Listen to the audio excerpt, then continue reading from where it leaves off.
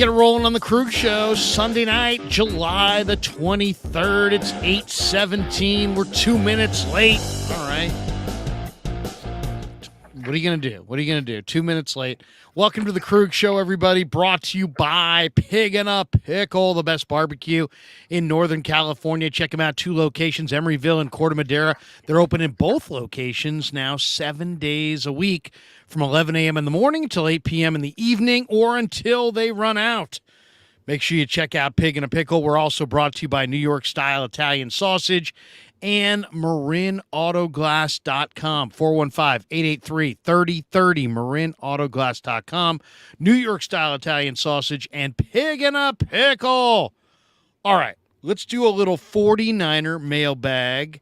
The kids sitting by, Junior Krug, Kevin Krueger. How are you, Kev? I'm doing good. It's a hot day, but I'm doing good. It is a hot day. It is a hot day. Kev's sitting in the comfort of the AC. Actually, we got the windows open tonight because it's actually cooled down nicely. I'm in my studio, and we have put together a handful of questions. Of course, 49er training camp begins Tuesday when Kyle Shanahan and John Lynch meet with the media. The first practice is set for Wednesday.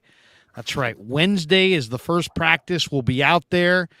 And Kev, why don't we give people a little teaser on everything that we got going this year during training camp? We're going to have pre-videos, post-videos, all kinds of stuff. Tell people about it. To start off, everyone should check out the Instagram. The Instagram's going to have a lot of cool reels, TikToks of that sort. I do a lot of editing those. We just passed 3,000 followers on Instagram today. Just put out a video like a couple hours ago. It's doing pretty well. So check out that. In terms of this week on the channel, definitely going to be having some instant reactions to camp going out. Those should do pretty well. I'm not sure what our live stream schedule is going to be this week. We haven't finalized that, but I do know that we'll be an exciting week. Yeah, Thursday night, Jesse Vish and I will get together for a live stream. Grant and I will hook up this week for a live stream as well. Other than that, Jack Hammer and I will most likely hook up on Friday at some point for a live stream. We're not exactly sure of the times of our live streams, other than I believe Thursday night with Jesse and Vish will be right around 6:30 Pacific. So we'll probably do some live streams in the evenings. We'll have pre-camp videos, post-camp videos, video from camp, and then, of course, all of the people that hit the podium.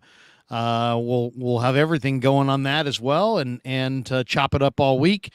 We may even put together a few Instagram reels, maybe a few TikToks, but we'll be getting the Niner content straight from training camp out in every form imaginable. But tonight, we're going 49er training camp preview mailbag, and we've got a bunch of questions that you and I have kind of worked on and kind of gone through. And you will be the questioner. I will be the questionee. And then you can jump back in and give me your thoughts on exactly what I say, and then of course whatever your opinion is as well.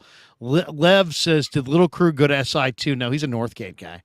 He's not an SI guy. Don't put the cherry out there. He's a Northgate Bronco. Now he's a Cal Poly Mustang or Mustang. Mark Graves says, "Boss man Kevin in the house." I am the boss. No, MF says, "Why are people concerned about McKivitz being worse pass blocker than McClinchey? He seems better in my opinion." I agree with you, MF. Brajesh Patel says, "Krug, as a Cowboys fan, I love your content. Great stuff." Cool. I like that. I appreciate fans of any team. Dan Coach Emilio. What's up, Danny?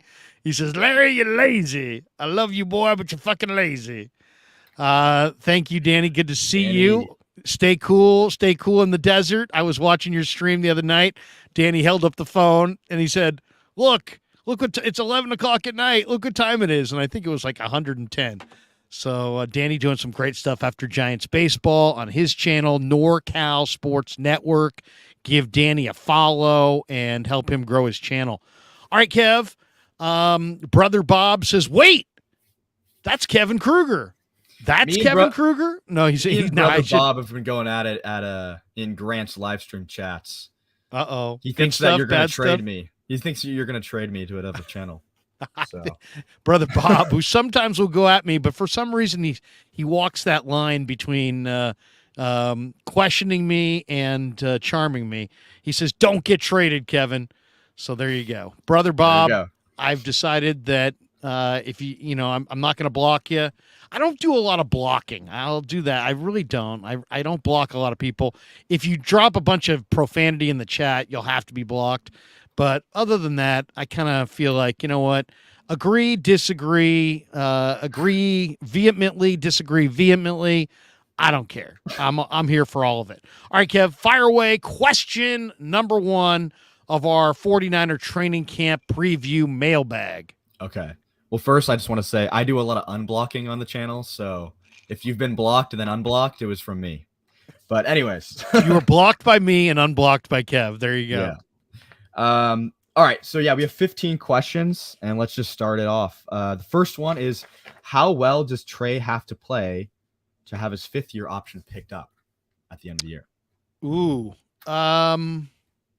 This is subjective. I mean, this is really subjective, right?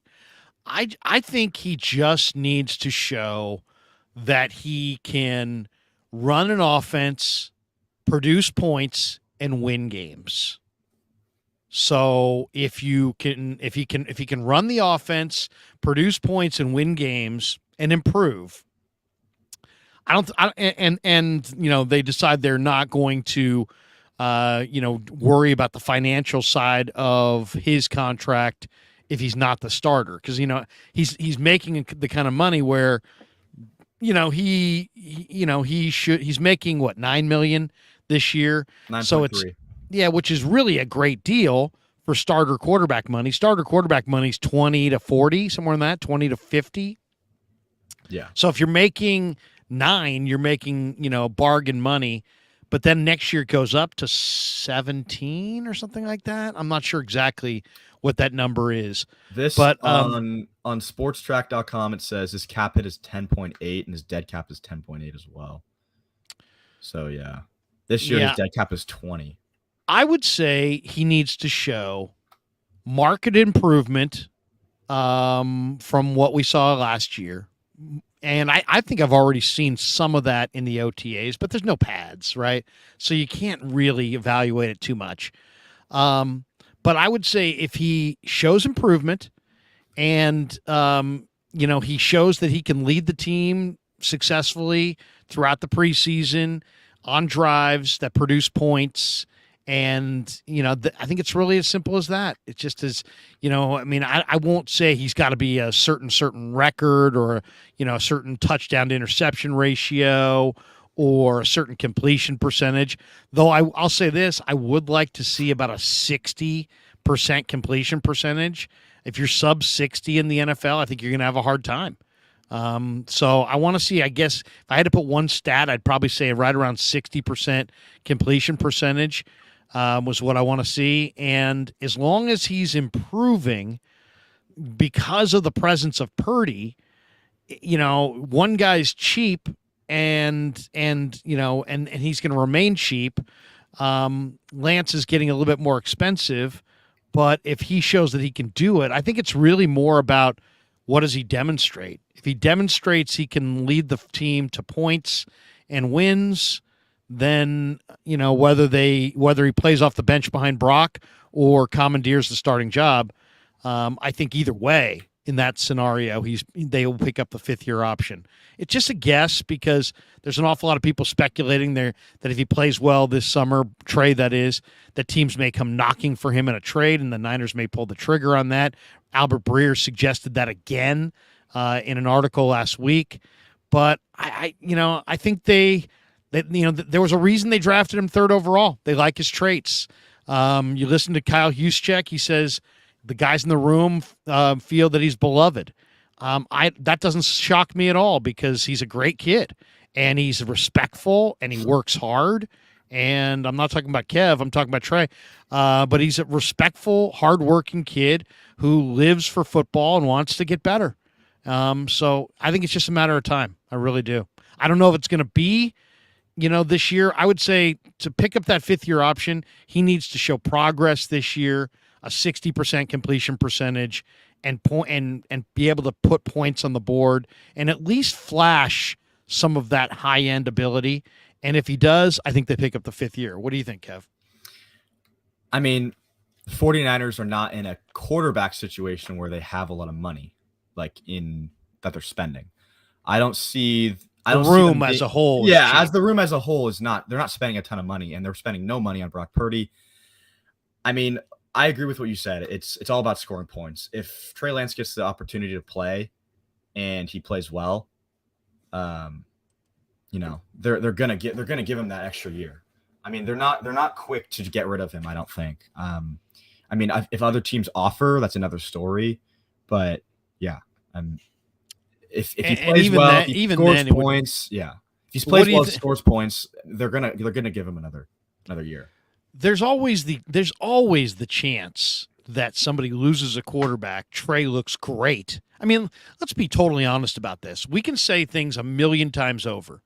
But if you get into an NFL game, even an NFL preseason game, and you light it up, and somebody comes knocking, offering a ton, all bets are off.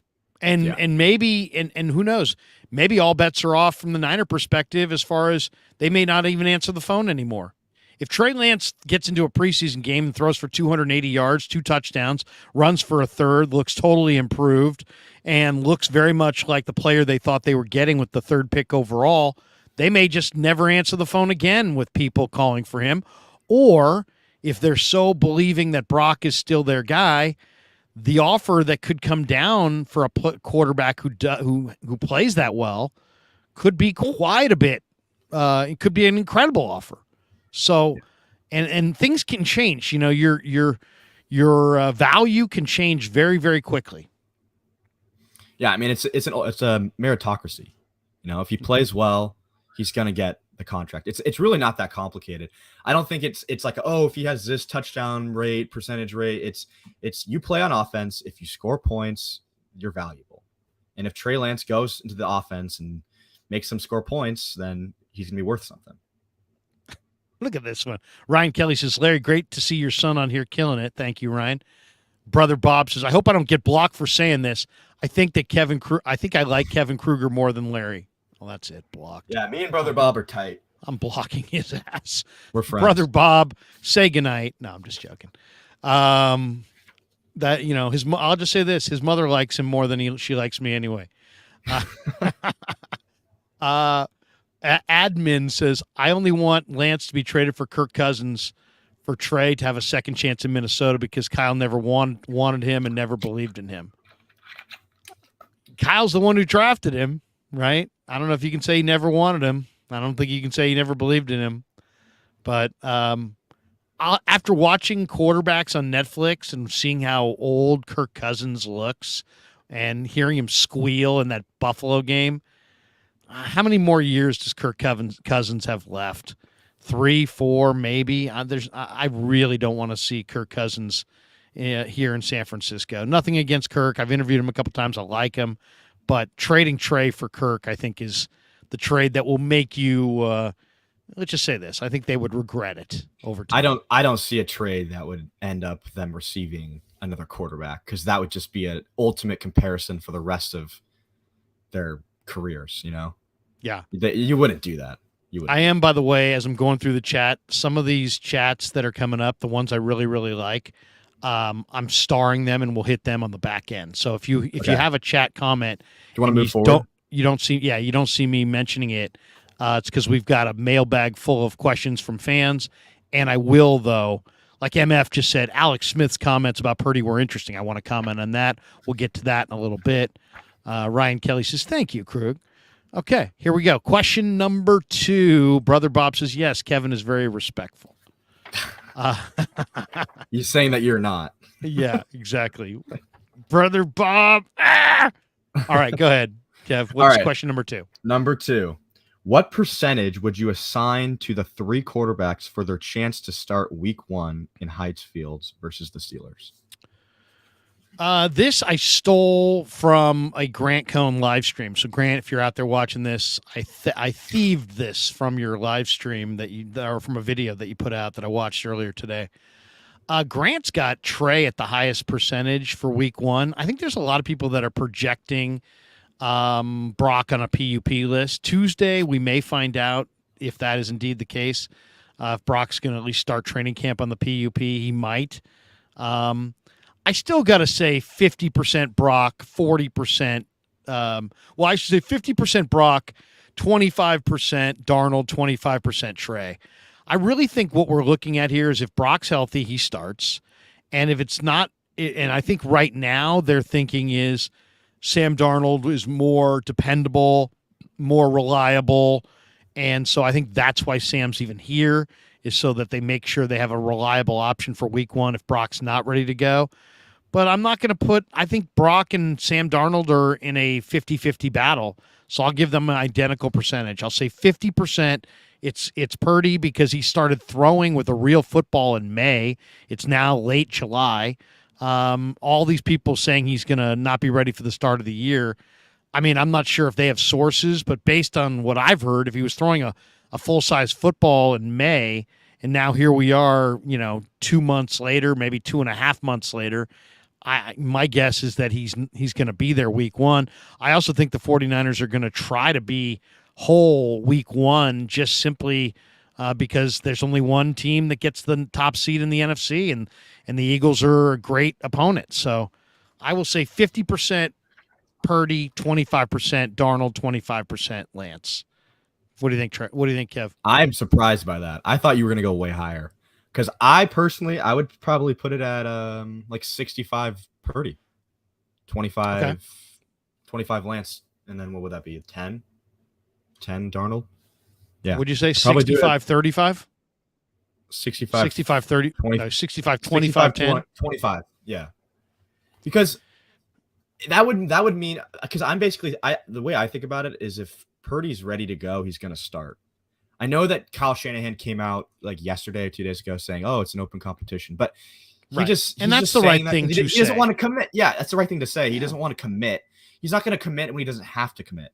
But I think he knows that he wants to start Brock Purdy, and he's not going to. There's no other reason. I mean, if Purdy is healthy, he's going to start him. He's not going to start Trey because he gave up a bunch of picks for him. He also wants to have a decision where he doesn't want to have to start a quarterback week 1 and then pivot week 2 to another quarterback. That's a whole mess that he probably doesn't want to have to deal with. So my guess would be 100%, Purdy. Or not 100% Purdy, but 65% Purdy, 25% Trey, 10% Darnold. Because again, like the Darnold thing, I think it could be that people nationally are just saying stuff, but I don't think that they would do that. I don't think that would just cause another outrage if they started Sam Darnold over Trey Lance. So that's where I stand. Yeah, I hear you. Brother Bob says, for you, Kevin Krueger, I agree with you regarding Lance. Then we got this one from Ryan Kelly. He says, Kevin Krueger, I wish I could do something like this with my pops. Cherish every moment. Big thangs in your future.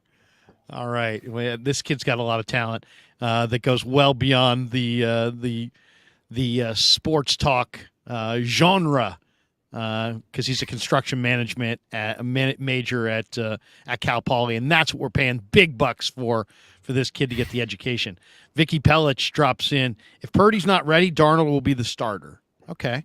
The Shaw throws in 1999. Just Kev, that's just donating, huh? He's just cash, just straight cash, homie. Brother Bob says, Kev, you're very mature for your age. Oh, thanks. If he only knew. If he only knew. Brother Bob is just hyping me up. He's hyping Brother me up. Bob, today. Seriously. Brother Bob is kind of, I don't really like Larry, but I really like his kid. All right, here we go. Question number 3. Okay, so this one is kind of, we're going to do a video on this one later. Or not we, I should say, you. But will Garoppolo look at the kid Raiders? Taking ownership of the channel right away. Ownership of the channel. We. We. Why don't you just admit you're financially invested in this channel? We should let everybody know that Kev is financially invested in the channel, and that's Very. why he says we. All right, go ahead. He's not French, I and he doesn't have guess a mouse in his pocket. yeah. There's no mouse in my pocket.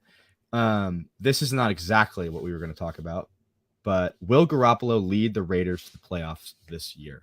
This is, I'm guessing you got this question based off of my tweet today that I put out, where I No, said, I didn't see your tweet. What was it? Did someone put this as a question? No, I think I was just kind of looking around at Garoppolo and no one threw this in. And there were some other Garoppolo questions that were things I didn't want to get into, but I kind of thought, well, let's talk a little bit about Garoppolo in this thing some way, somehow. Well, my tweet today was, if Jimmy G were to lead the Raiders to the playoffs, he is undoubtedly just a winner. Because, the sentiment around him was that, he won a lot, but it was the Niners, not him. So if he could take the Raiders to the playoffs, then he's definitely just a winner. What are your thoughts? I just think the Raiders, first of all, I think the Raider fans are going to love Jimmy G. Why? Because he'll stand in the pocket longer than Carr will. He's not about self-preservation. He's about winning games. So, and I like the Raiders' weapons. I mean, you got Devontae Adams. I like him. I like Hunter Renfrow. They've got some decent weapons. They one of my favorite players in the draft, everybody knows, was Michael Mayer, the Notre Dame tight end. Now they got rid of Waller. He's in New York, but you got Austin Hooper, Michael Mayer, OJ Howard. They've got some decent tight ends. They've got one of the best backs going if he doesn't hold out in Josh Jacobs. Jimmy's got Brian Hoyer and a rookie named Aiden O'Connell from Purdue behind him, so nobody's going to take his job. The Raiders, I think, are maybe the big question is how good are they defensively? And there's a lot of questions there. But I kind of like some of the Raiders' draft choices. Byron Young, who also was put on PUP, was one of my favorite defensive linemen in the draft. They got him, Jacorian Bennett, the nickelback out of Maryland. They got him. I like Nate Hobbs in their secondary. They brought in Marcus Epps from the Eagles at safety. So it's a little bit of a hodgepodge on defense, but I think they're looking at kind of a 500 year in Vegas. Yeah, and obviously it can't be 500, but I would say 9-8, maybe 9-8. I could see 9-8. I think their over-unders at 7.5, but I could double check. Yeah. Pretty mid. What do you think? I mean, what do you think Jimmy's going to do this year? I mean, when I tweeted that, I wasn't tweeting that because I thought that they were going to go to the playoffs. I honestly don't expect much from them. They had Derek Carr, who's not a terrible quarterback. He just got a ton of money too, and they weren't too great. I mean, Josh McDaniels, wasn't that his coach over in New England? Yeah, yeah, so, Jimmy knows the offense. Yeah. I mean, yeah, maybe not exactly, but probably similar. Yeah. That's what I'm guessing.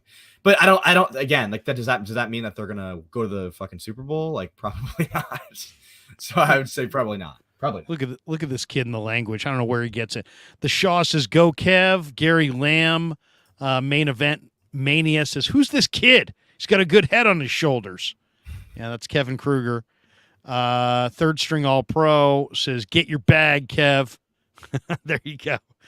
Jay Mill says this should be the Kevin Krueger show, and Kevin can invite Larry to come on from time to time. Oh, that would be funny. That would not be funny. That would not be funny. That would be there's a word for that. It's called grounded. Grounded. MF says he likes the Raiders over 6.5, Kev. So it's 6.5? He says 6.5. Yeah. I like him over 6.5 too. I like him. Jimmy is a better competitor than Carr. Carr is all about himself at this point. He doesn't want to take hits. He doesn't want to stand in. He throws the ball away as soon as there's any heat in the pocket.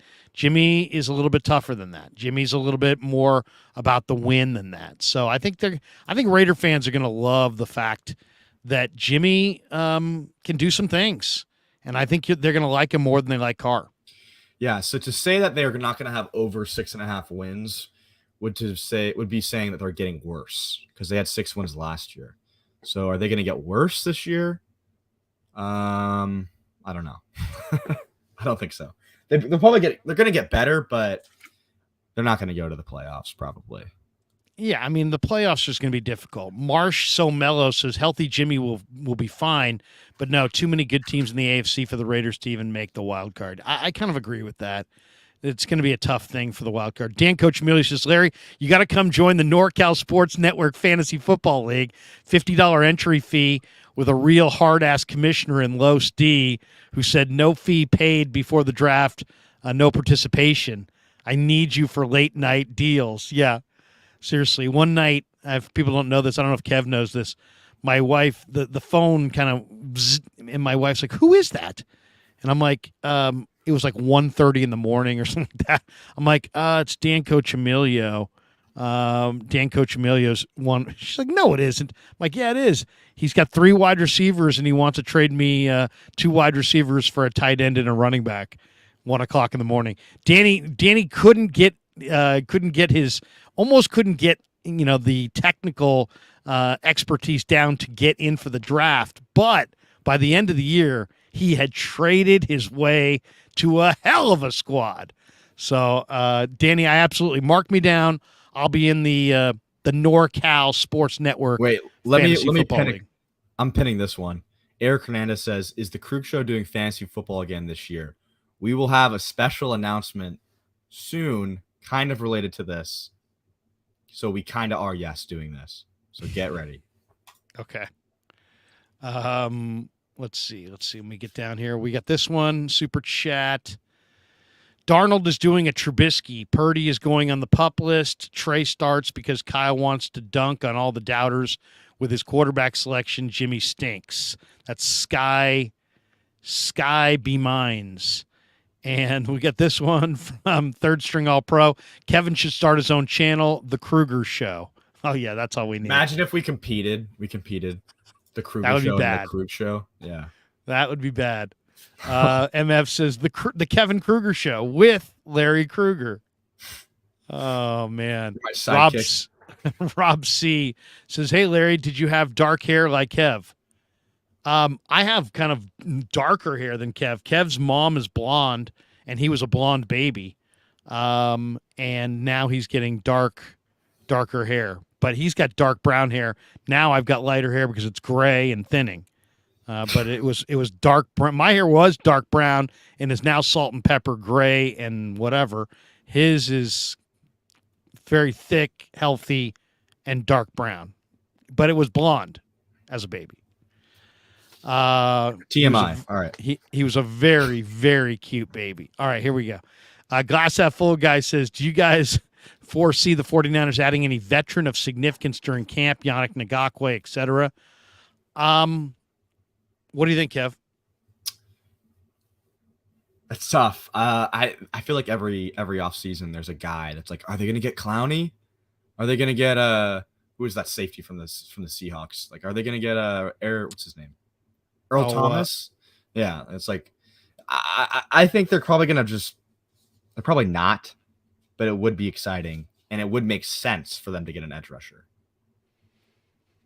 Yeah, I think they desperately need an edge rusher, and there's a bunch of them out there. That's the good news. Ngakoue, I don't know, because, man, I think it might cost, a little bit of money.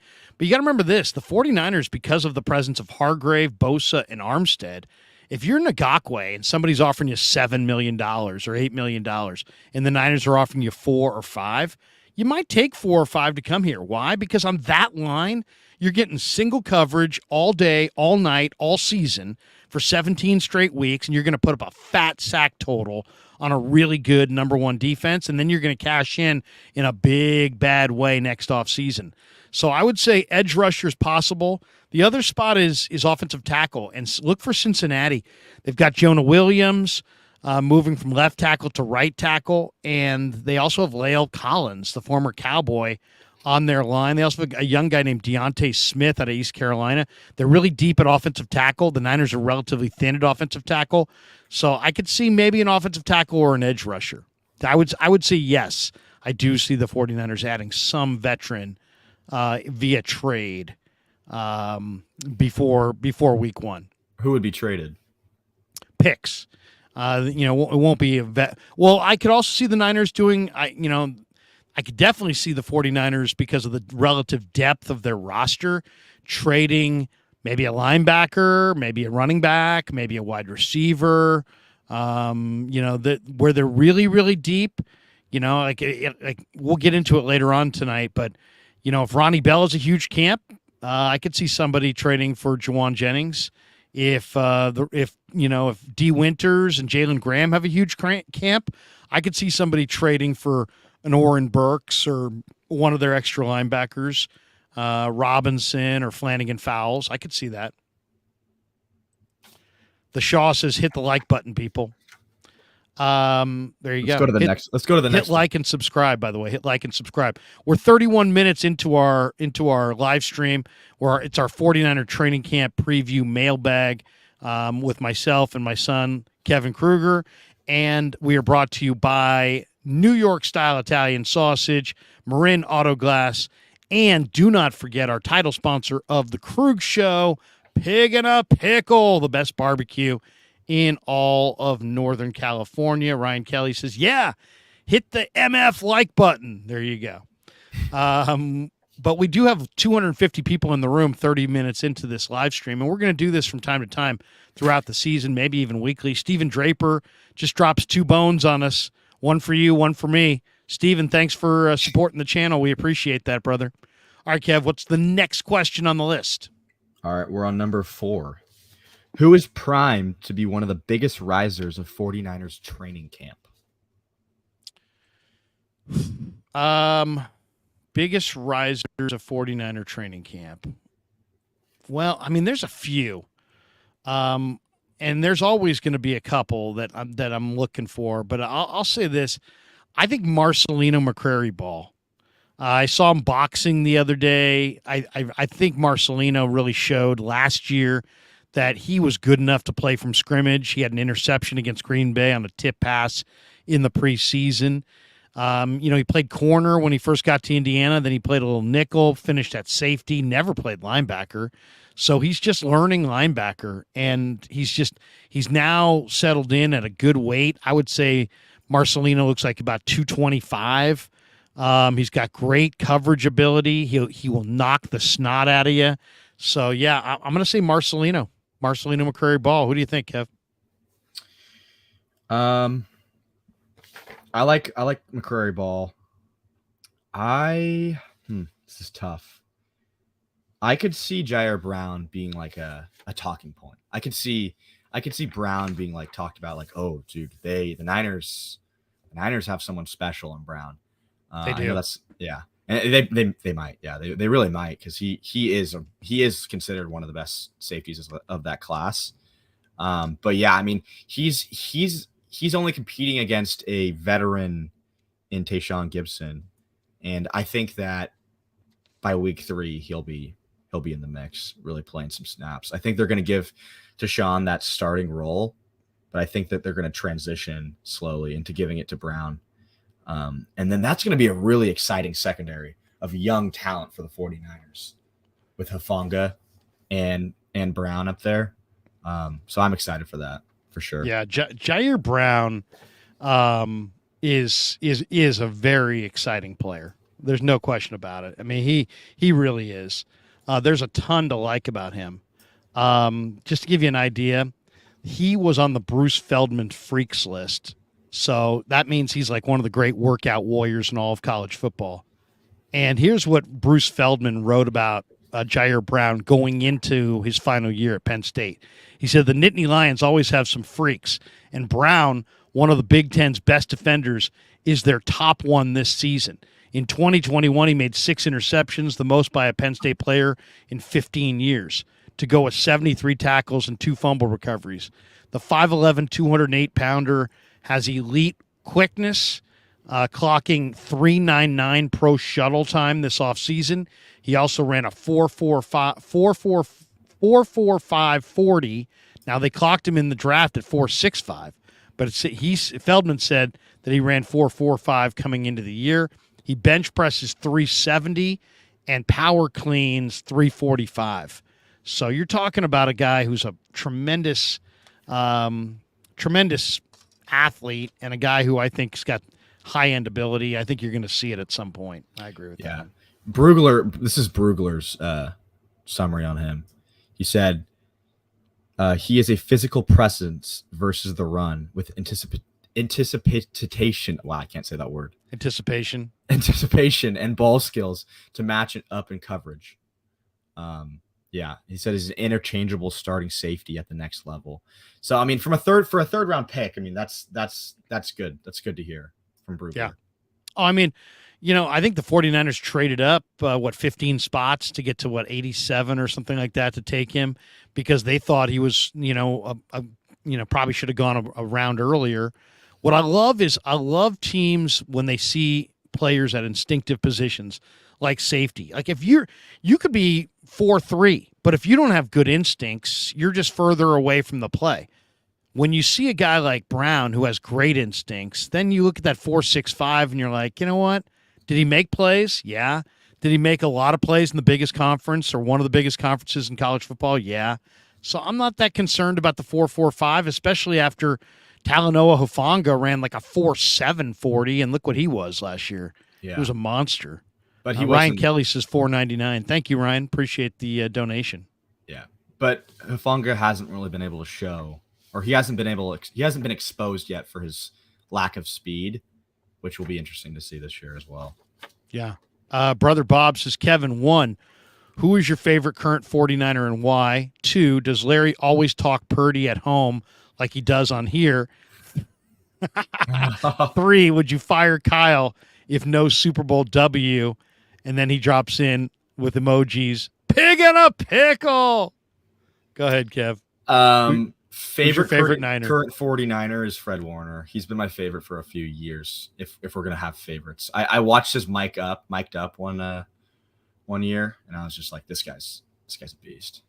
He just plays with this like as an animal. He's an animal, and like the way he talks at the line of scrimmage and like yells, and he's just an alpha. I just think he's super sick. So he's probably like my favorite. And then number 2, I like Dre Greenlaw. I'm a Dre Greenlaw man. Yeah, Dre's good. Dre's a good pick too. He's a dog. But then for 2, does Larry always talk Purdy at home? Me and my dad talk a lot of football off the air. So yes. So I would say yes. Yes. We talk Purdy, Lance, everything. And then 3, would I fire Kyle? No. I'm not gonna fire Kyle. I think Kyle's. That's a different channel. Yeah. It's a different channel. We're pro Kyle here. Yeah. Michael Alanis says, D. Winters to take Oren Burks' job, mark it down. Thank you, Michael, for the donation. Oren Burks is damn good, so D. Winters better show up and really ball out. That's going to happen. We got this one from Bomber T, who's a good friend. He says, any news on the Bosa contract? I think it's pretty clear, Bomber, that the way Bosa answered the question, people are like, well, Nick, do you think you're going to get, money, blah, blah, blah. What do you think that, do you think you'll get what you're worth? And the way he answered the question, it was so obvious to me that the deal's already been totally, negotiated, agreed to, and he knows exactly what he's getting. And he said, I think I'll get what I'm worth. He's like in a low-key way. But that deal's been agreed to. I guarantee you the ink is dry on that contract. The way NFL teams are nervous about things, they hedge until the last day. Why? Because what if the guy gets into some massive accident or something or tears every muscle in his body or something? So they hedge. And they hedge and they hedge and they hedge, and they will announce his deal probably Tuesday or Wednesday morning before he hits the field. I will say this. Nick Bosa will not hold out. Nick Bosa will not hit the field without a contract, and I believe the ink's been dry on that contract for weeks and weeks and weeks, if not months, and I think it will pay him $30 to $33 million and save the Niners about $8 million plus on the cap. That's my guess on it. I know that sounds very specific, but I've done some homework on it. So there you go. All right, Kev, next question. Fire away. All right, number 5. Wait. Before you do, Brother Bob is emptying the clip tonight. He says, Kev, how long do you give Kyle to win a Super Bowl?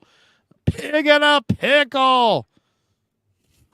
What do you think? It's tough. I mean, there's only one Super Bowl winner, and the 49ers definitely are in their window to have one. It would have to take, it would have to be at the end of this team's kind of like run, I feel like, for them to get rid of Kyle. Maybe they'd want to just change it up, but I just don't see a world where they get rid of him because he's a great coach and every other team would want him. It's not like when Jim Tomsula got fired that, every team in the league was trying to hire him, Yeah. So he's a great coach. I mean, I just don't see them doing that. I could see them maybe if like the 49ers in 5 years were not the same team they are now. And they're like, let's change it up. Let's hire a new coach. Let's change the organization around, like refresh maybe. But I wouldn't put like a year, like a Super Bowl or bust thing on Kyle's head. No. I think it's a 3 to 5 year window for him for sure. If it's 3 to 5 years from now, they still haven't gotten it done, then you might hear more serious, talk on that front. Los, good to see you, brother. It was great to have lunch with you a few weeks back. He says, what's up, Krug? If a team offered 3 1s for Nick Bosa, would you do it? I would. I wouldn't. Why? Because the failure rate on ones or failure rate on picks is, let's say, I don't want to say it's 50%, but it's you win some, you lose some. You might say it's 60% in your favor. You might argue it's 50%, 40%. Especially, I guess I'd have to know where because the 3 picks that are all at 29 are different than 1 pick, inside the top 5. If you're offering me 3 picks that were the equivalent of Bosa, if I could have like the next 3 second pick in the draft overall, I would probably take that. But overall, if it's just for the sake of the debate, there's 32 teams in the NFL. If you're saying I'll give you 3 picks and they're all at 16, no, I'm keeping Bosa. It's so hard to find difference makers in the NFL draft. There's a failure rate to the whole thing, and no, that's why the player in hand is worth way more than a singular pick. This is 3 picks, but I think I'd need more, or I'd need some assurance that those were top 10 picks. Yeah, I mean, if there was a redraft, if there was a redraft for the draft that he was in, he would go 1. No, instead of 2. Yeah, so it's like, how many picks is the number 1 pick worth? That's a guaranteed, all pro. Probably By the more way, than 3. MF says, whenever I read Pig in a Pickle, I read it in Larry or John Miller's voice. Damon Stainbrook, the owner of Pig in a Pickle, advertising helps. You can see the bleed through on Pig in a Pickle is enormous on this show. Even Trock down here says, if Pig in a Pickle was open past 12 a.m., you'd have pig in a, what does that say? Pickle in a or you'd pig. have a pickle and pig in a pig. Oh, that's Trock. Poor taste. Boo, boo. Okay. Go ahead, Kev. Next one. Yeah, let's go number 5. This one's pretty short. Who will emerge as tight end 2? Braden Willis. This that. one. I think Braden Willis and Cameron Latou beat out Werner and Dwelly for the job. For the jobs, I should say. I think the Niners will take 3 tight ends. I'm pretty convinced that Braden Willis is going to be kind of a key cog for the Niners. He looks like the kind of guy that's going to hit the ground running. He looks like the kind of guy that's going to be productive right out of the chute. I'm going Braden Willis. I'm going to go with Troy Fumagalli. No, I'm kidding. Troy Fumagalli. I was going to go there too. That's kind of a hot take, but you just took it. So, I mean, I would agree, but I mean, obviously you have Latu, who was super productive in college, and he scored touchdowns. But yeah, I still think Braden Willis is the better tight end there. So yeah, I'd go Braden Willis too. He's a ferocious blocker. He just gives it 110% every play. He's diving all over the field for the ball. He's a receiver. He's a blocker. That's the other thing. You think that he's just a good receiving fast tight end. He's a blocker. He was one of the highest rated blockers in college football last year. I think he was 3rd overall per PFF. So, I mean, you're kind of getting it all in Braden Willis, and there's no no wonder they were thinking about drafting him as early as the third round, according to him on his own podcast or on someone else's podcast. And interesting though, when I asked him, I said, did you know that the 49ers had the gold helmet designation on you in the draft? That they, the Niners have a gold helmet designation for the players they truly love. Hufanga, I think Colton McKivitz, Trey Lance, in recent years were guys that had that gold helmet designation. They gave that to Willis. I asked him about it after the draft, figuring, oh yeah, he probably knows all about it because it's a week or two after the draft. No, didn't know anything about it. He's like, wow, it's great to hear. So they kept it a surprise from him. But I love what I've seen from Willis on the practice field. Yeah, I wonder if some of the other guys that get drafted are like, I wasn't the gold helmet guy. Like, yeah, why not? Like they didn't like me that much. But that is probably cool for him. And I remember that. I remember when you told him that, he was like, oh, that's pretty cool. That's, whatever. But yeah. Gary Lamb, main event mania, says father-son steel cage tag match. Kevin and Larry Krueger versus Grant and Lowell Cohn. Who's walking out? Don't sleep on Grant and Lowell. I have a feeling they won't be afraid to fight dirty. I think Grant and Lowell win. Yeah. I think they might win. We may try that, though, at some point later this year. What would you think? The father-son, we'll call it the father-son picnic. Wow, that would be crazy. Me and you and Grant and Lowell all in one live stream. That would be fun. That would be fun. We would have every single age demographic in one video. Exactly. Jesus. College kids?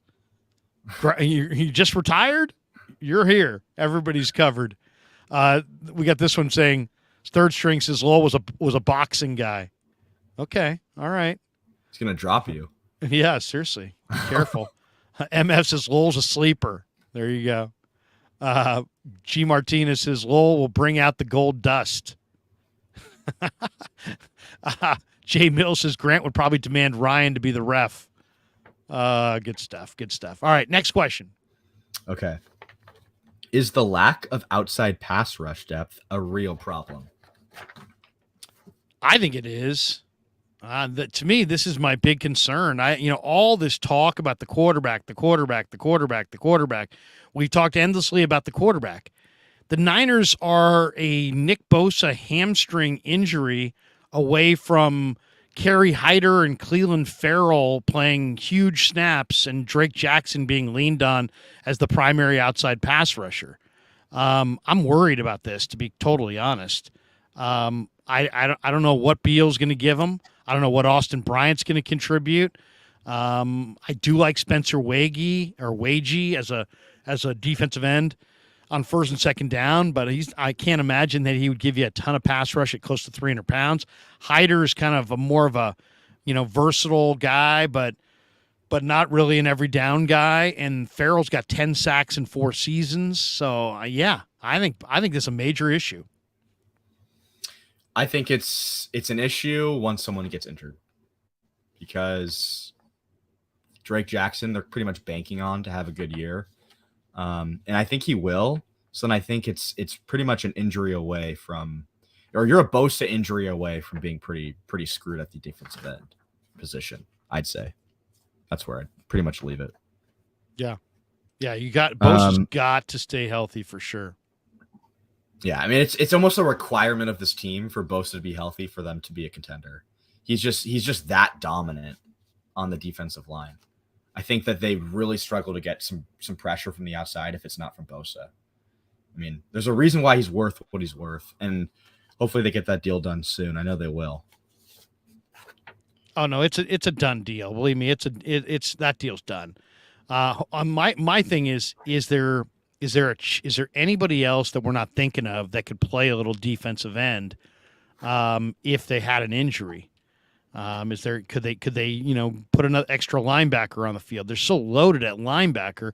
Would they take a guy like Jalen Graham or D. Winters, guys who could really run? D. Winters is sub 4.5, and just try to work him off the edge. I don't know. But I mean, Daryl Johnson, the guy they signed from Seattle, didn't impress me. Alex Barrett's a practice squad guy who's a good practice squad guy, but Beale is largely unproven. Austin Bryant, I don't know what they're going to get from him. Cleveland Farrell was a very disappointing top 5 pick. Kerry Hyder has got a great motor, but he's not an every down defensive end, I don't think, in the NFL. So there's just a lot on the plate of Drake Jackson and Nick Bosa to not just play, but to play a lot of snaps and to stay healthy. I would love for number 33, Robert Beale Jr. to step up. He's an exciting player just because of the defense he played on. So if he can do something, the long arms and the speed, he's sub 4.5. He has all the measurables. Yeah. And he out-sacked Trayvon Walker the year he got drafted. Trayvon Walker, who went number 1 to Jacksonville 2 drafts ago. Beale 2 years ago was the leading sack guy with 6.5. I mean, let's just say this: Lynch has a great relationship with the Georgia coach Kirby Smart, and Kirby said, "Hey, if you want somebody who can burn the edge and set the edge against the run, Beale can do it for you." So I think the Niners took Beale largely on that belief from Georgia's head coach, and now we'll see what they look like. It's hard to evaluate guys in shorts and shoulder pads, or shorts and helmets. I mean, the game is especially on the line football. You gotta see it. You can't see line drills and tell me that that guy's going to be good. I mean, they're touching a bag.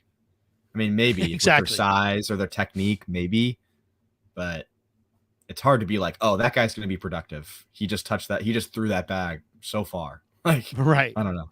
Or look at the hand placement. Okay, let me see it live.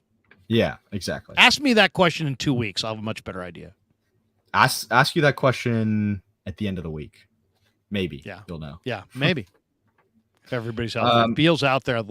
He'll be one. I'll say this: Robert Beale, because of the way the Niners are shaking out on the depth chart, he will be one of the guys that I absolutely will be looking for this week. And I'll get some video of him. I'll get some some thoughts on him, and I will share them with you guys when I do.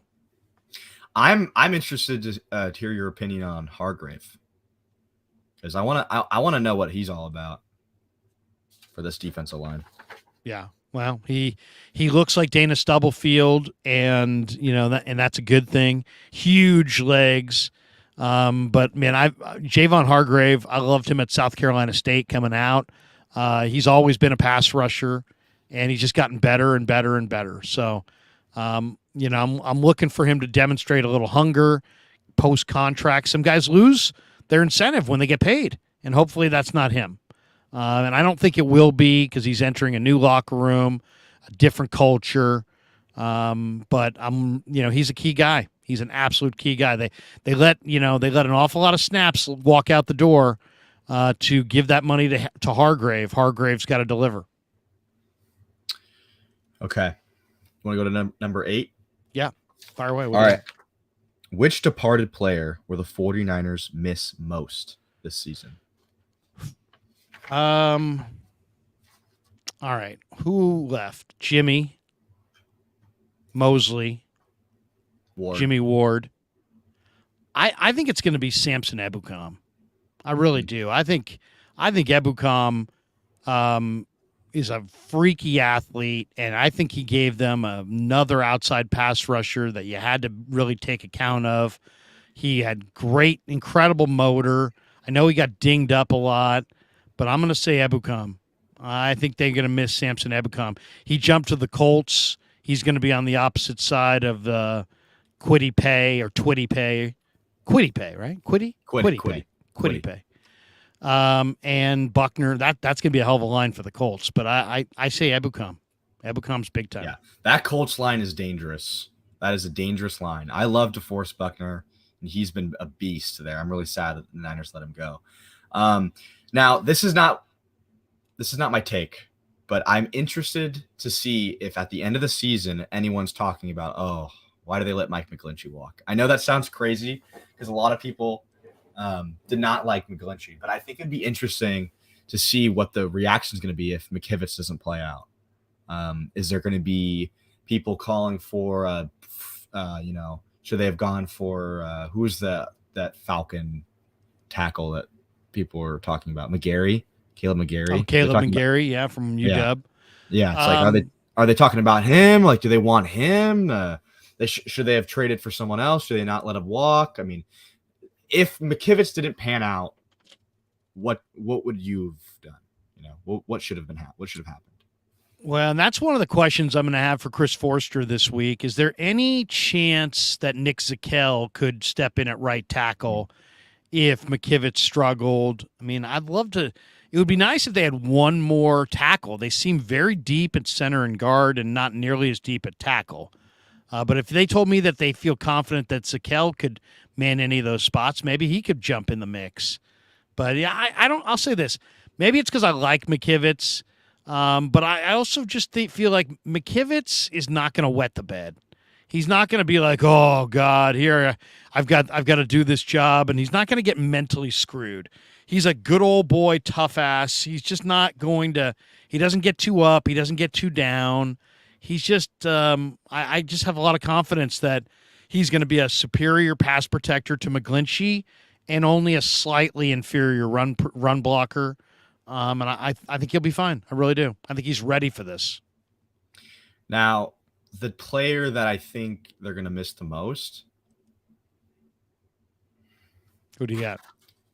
I think Ebukam they'd miss the most. I think Ward was the biggest loss. The reason I say that is because Ward's probably the best player. He played that nickel, and he played it well. But I don't think that they're going to miss him because of how much effort they put into replacing him.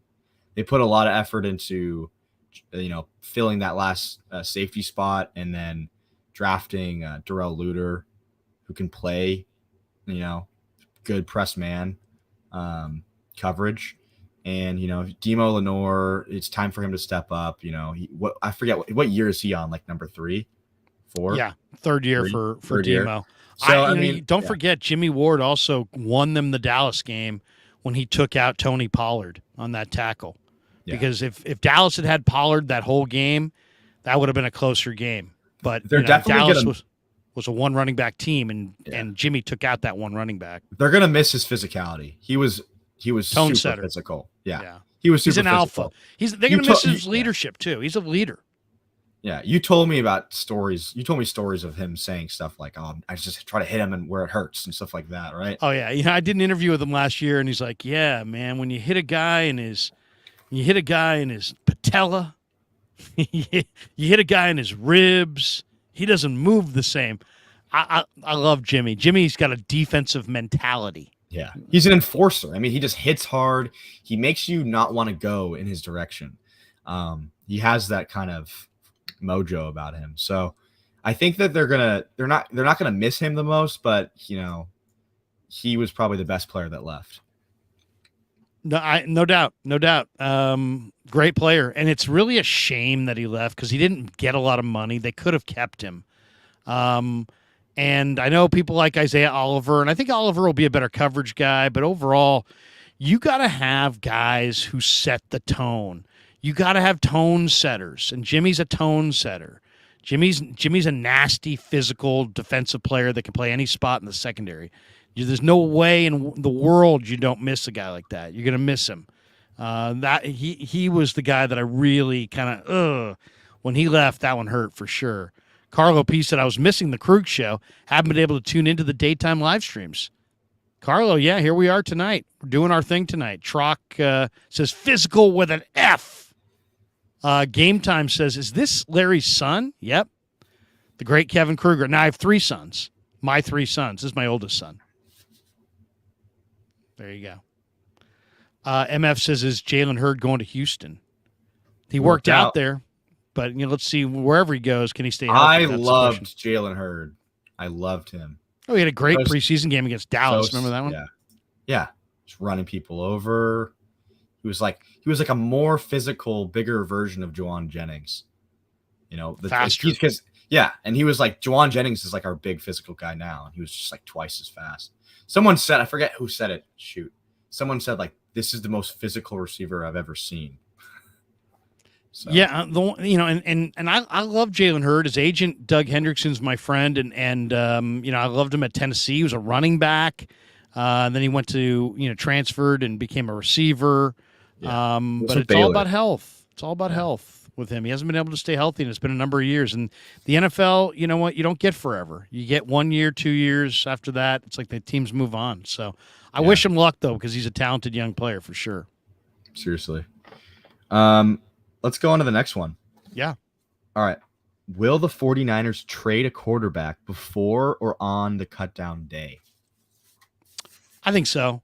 My prediction is that Brock will be the week 1 starter, that Lance will beat out Darnold for that number 2 job, and that the Niners, because they have so many players, talented players, that they will go with Brandon Allen as their 3rd-string quarterback and trade Sam Darnold. That would be my guess. Now, they may love Sam Darnold, but, man, if they love Sam Darnold and they start Brock Purdy, that means they got $14 million tied up in their number 2 and number 3 quarterback. That is far and away the most in football. They can get away with it because they're paying Brock Purdy $840,000, but I don't think they want to do that because I think they would rather go with the cheaper 3rd-string quarterback and retain more of their core stars in 2024. So you think it's more likely that Sam Darnold's going to get traded than Trey Lance? Or you think it's more likely that Sam Darnold's going to get traded than not? Yes, I think my prediction is that Brock will be healthy and play, and Lance will show improvement and beat out Darnold. Darnold will show a lot of the inconsistency that he's always shown. Brandon Allen will show competency, and they will choose to go with Brock, Lance, and Allen and trade Darnold, maybe to Green Bay, maybe for as much as a 4th or 5th round pick if he plays well enough. Well, I'll say this. It's going to be really interesting because something's going to have to happen because there's 4 guys and there's not that many spots. And Brandon Allen's a QB2 and he's the 4 right now. And Darnold's like a borderline 1. He's the 3. And everyone else is a 1. So it's like there's too many cooks in the kitchen right now. So something's going to happen. I think it's tough because Darnold just signed here. He signed on the first day. Are they really going to move him? It's so puzzling to think that they're going to move him. Like, why did they want him so bad? Just to was it just for Lance's development? Did they want him so bad, or did he want them so bad? I mean, he claims that he wanted to come here because of the talent. But then it's like, why would you want to come here if you're going to get moved before the season starts? And then why? And he really does not need that in his career right now. He does not need he doesn't need to start on another team with another playbook in the middle of the season and just have another mediocre year. I mean, his career's over. I know what you're saying, but it's not about him. It's about, a competition. Do you really think that Sam Darnold could beat out Trey Lance? Because I don't. But why did he sign here? You tell me. Well, I think he wants to be. I think he wants to be here, and maybe the Niners talked up the idea of hey, you could wind up being the week 1 starter here, but doesn't mean it's going to happen. So he got fooled. Well, or maybe we don't know what his options were. I saw his final game of the year, week 18. He looked terrible. He had 4 turnovers by himself. He had 2 picks, one of them on first down. He fumbled twice. So, I mean, everybody talks, he looked great in Carolina. Go look at his Week 18 game against the Saints in the Dome. Tell me come back to me and tell me he looked great. He didn't. Yeah. And I watched that on what, Kev? NFL Plus. NFL Plus, yes. I'm very excited about my NFL Plus. Michael Alanis says, a lot of people don't know Colton McKivitz is a natural right tackle. He started at right tackle at the beginning of his career at West Virginia, then transitioned to left tackle once Yadni Kajust was drafted by the Patriots. Now that is some excellent West Virginia Mountaineer knowledge. Yeah, interesting. Very interesting. Trock says, I like Larry's predictions. They don't come true. Damn Trock. That's so funny, actually, to me. Yeah, that's really funny. Well, no, well, let me just finish. I think it would be Lance. I think there would be more interest in Lance. I mean, God, you're thinking Lance is the one who's going to be traded? I just feel like teams would want him more. Again, though, I'm just thinking in my head now. It's like, well, then would they trade Sam? They wouldn't have to trade him for much because he didn't really give him that much. So I don't know. I think Brandon Allen's going to get cut or moved or something. Well, he won't make it. He won't be a practice squad guy. He'll either be the third string guy or they'll cut him and he'll wind up somewhere else. And I don't think there won't be a trade market for Brandon Allen, unless it's like a conditional seventh or something like that from some team that just wants to jump other teams for a quarterback they like, something like that. Now, you tell me, has there ever? I mean, I know there has to have been, but when was the last time a quarterback got signed in free agency and then traded before the season started? Does that happen a lot? Yeah, that's a good question. I don't know. I would say that happen. That's probably not happened too much. Yeah.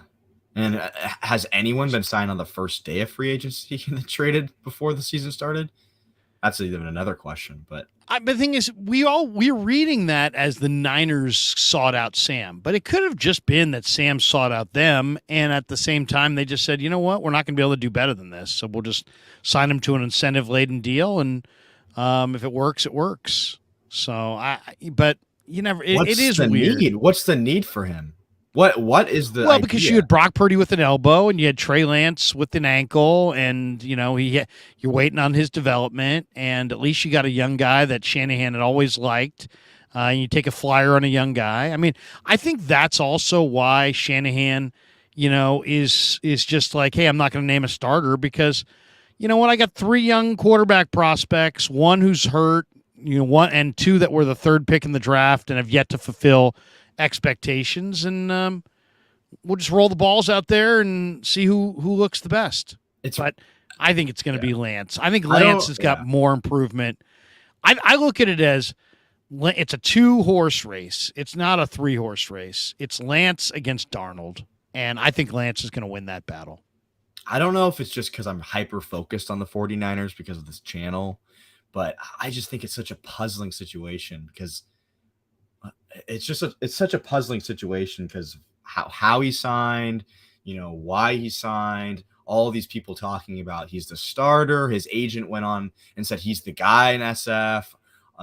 All the insiders thinking that he's going to start, and then he just gets traded, and he gets traded to the Packers to be the backup, and then it's just like it just, I don't know. I can't see it. I guess I'll just have to wait and see. Mark Hope says, I'm late. What did I miss? Not a thing, Mark. Not a single thing. Trock says, I like you, Larry, but you've been wishy-washy on this quarterback thing. No, I really have not. I've told you I'm the one who said well before anybody else said that Brock Purdy was the number 1 guy. We went into this offseason and people were like, well, it's probably going to be Purdy and Lance and Purdy versus Lance. And I told you no. Before Lynch spoke, before Shanahan spoke, before these guys came out and said Brock Purdy's the guy, I said Brock Purdy's the guy. Okay, then they came out and said Brock Purdy's the guy. Then I said that I thought they were going to trade Trey Lance. I didn't say that I wanted to trade him. I said I was predicting that he would get traded.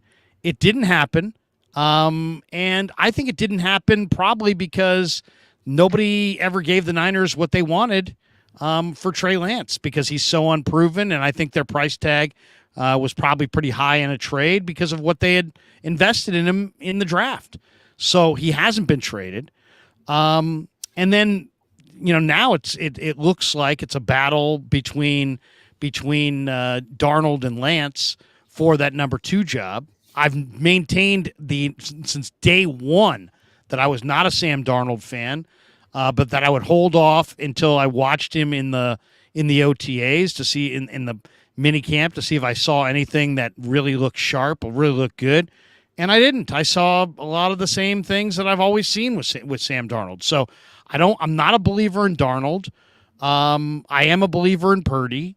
I haven't, as far as I'm concerned. I mean, Kev, I don't know. What do you think? Have I been wishy-washy on the quarterback thing? I've maintained all the way through that Purdy is the number 1 guy, and that Lance is number 2 competing with Darnold. And I have maintained all off season that I really think Lance is going to beat out Darnold for that number 2 job. I think it just seems that way because we've talked about it so endlessly that it just seems like. I understand where both people are coming from. If you listen a couple months ago, you kind of have a different sentiment than you do now. But I mean, that's just what kind of comes with, the stories coming out. On the other hand, you have to talk about them every single day, so I can understand that your point can evolve. But I think you were definitely under The only thing I would say he is was gonna I've get changed is traded. that Yeah. I thought that Darnold, I thought that they've invested in Darnold, and I looked at that as an indication they were going to move on from Trey. But the more I look at it, the more I think Darnold probably wanted to be here. And yeah, they like Darnold, but I don't think they were enamored with Darnold. Let me ask you this. Do you think that Trey Lance has a chance to beat out Brock Purdy just based on his play in the offseason? Or is it Brock's job? It's Brock's job. Yeah. So then I'd say you probably have the same sentiment now that you did a couple months ago, because that's basically what you were saying before. The only thing I've changed at all is that I thought that it was Brock's job and Darnold was too, and Lance was going to be dealt. Now I think it's going to be Brock's job. Trey's going to improve, and he's going to beat out Darnold. Yeah. I mean, it's all a mystery. It's all a mystery. All we know is that Brock probably deserves to start after what he did last year if he's healthy. That's all. I mean, it was what I think there's like the third quarterback in 52 years to win 2 playoff games. Yeah, I mean, if you didn't start him, it'd be like discriminating against him based on his draft pick. I mean, if your quarterback plays that well, you're gonna start him again. You're gonna start him again. I mean, if you didn't start him, there'd be players looking at you like, "What?" Yeah. Because then it would be now.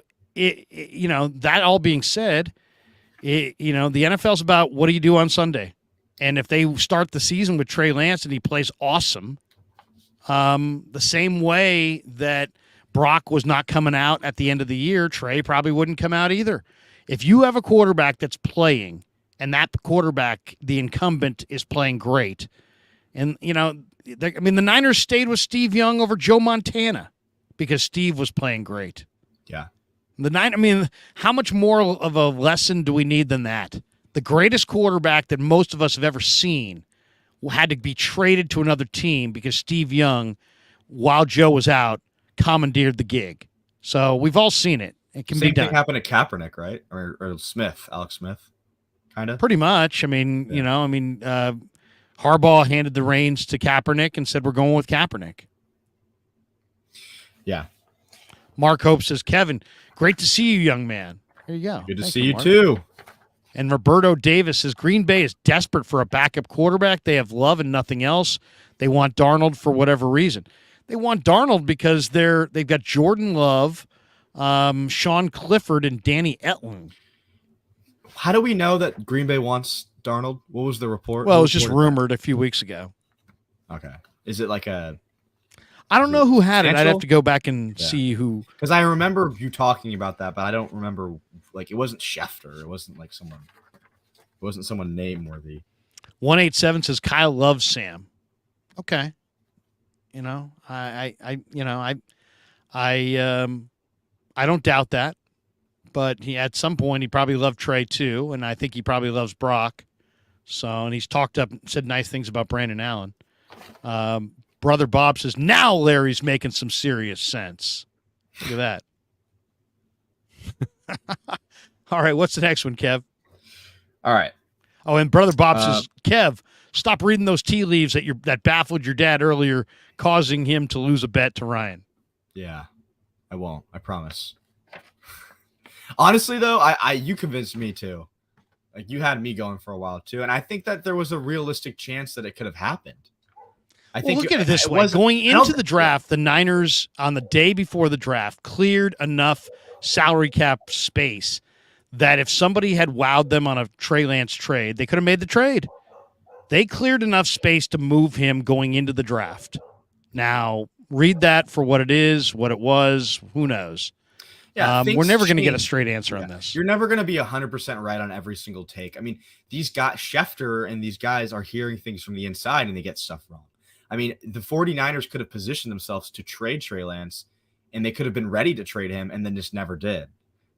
So John Lynch at one point could have thought that they were going to trade Trey Lance and never traded him. So, I mean, just the idea that they were going to before anyone was talking about it, and then the rumors coming out that they may, I think was kind of interesting to see. Well, I mean, John Lynch, I mean, the way he came out at the combine, he's like, hey, Trey Lance needs to play. And that's the problem, because we got a team that's ready to win now. And then he kind of just left it there. But basically what he was saying was, in our mind, Trey's not ready to win right now consistently. And that was my read on it. Now, maybe that's changed. Maybe they're hedging. Maybe they're just waiting to see if Purdy's healthy. Maybe they want to see what Darnold has. We don't know. I don't think we're going to get the answer. And MF says, why did Brandon Allen sign with the Niners? I think Brandon Allen signed with the Niners simply because his money is, he made roughly $800,000 last year. The Niners signed him to $1 million contract, $1,080,000. So he's not going on the practice squad, because if you're on the practice squad, you make $207,000. So I think Brandon Allen's just saying, hey, you know what? I'll take a shot to beat out Sam Darnold and Trey Lance for a number 2 job, or maybe because of injury, I'll be the number 2 quarterback in a place with great weapons, with a great play caller. I'll take that chance. And if it doesn't work out, guess what? I can ask for my release at the deadline. Somebody's going to pay me the NFL minimum, which is about $750,000. And so he's not really risking a whole lot. He's taking a shot that he makes the Niners as the 2 or the 3. And if it doesn't happen, he'll be somebody else's 2 or 3 and make roughly the same. So, for him, he's not risking a whole lot. And we also don't know what Brandon Allen's options were. If you look at his numbers, they're not that great. Sometimes I wonder if he went, I mean, this is definitely not true, but sometimes I wonder, like, did he come here just so he could get his name out there? Because if he went to, like, the Titans or, I don't know, like the Texans, would anyone be talking about Brandon Allen? But now that he's on the 49ers, it's like there's been probably 50 videos on YouTube made about Brandon Allen, That's a good point. Also, what if he looks good?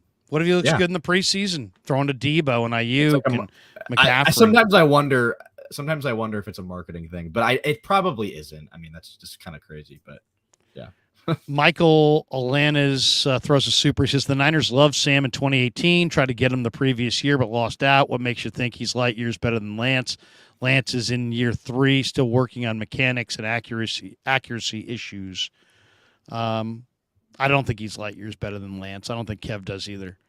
We're just at this point, they're all kind of unproven commodities. And we're just going to see where, that's why Shanahan's rolling out the footballs and saying it's going to be a competition, because I'm not sure if he even knows what we're going to see this summer. All right. Look at Doug C, by the way. Doug C says, Brock Purdy's a backup quarterback in this league. Looked good based on being surrounded by an amazing roster. Stop watching Sports Center, Larry. All right, Doug. I don't think we watch so much Sports Center in here. I don't watch a lot of Sports Center, but Doug, you'll be backpedaling off that pretty soon.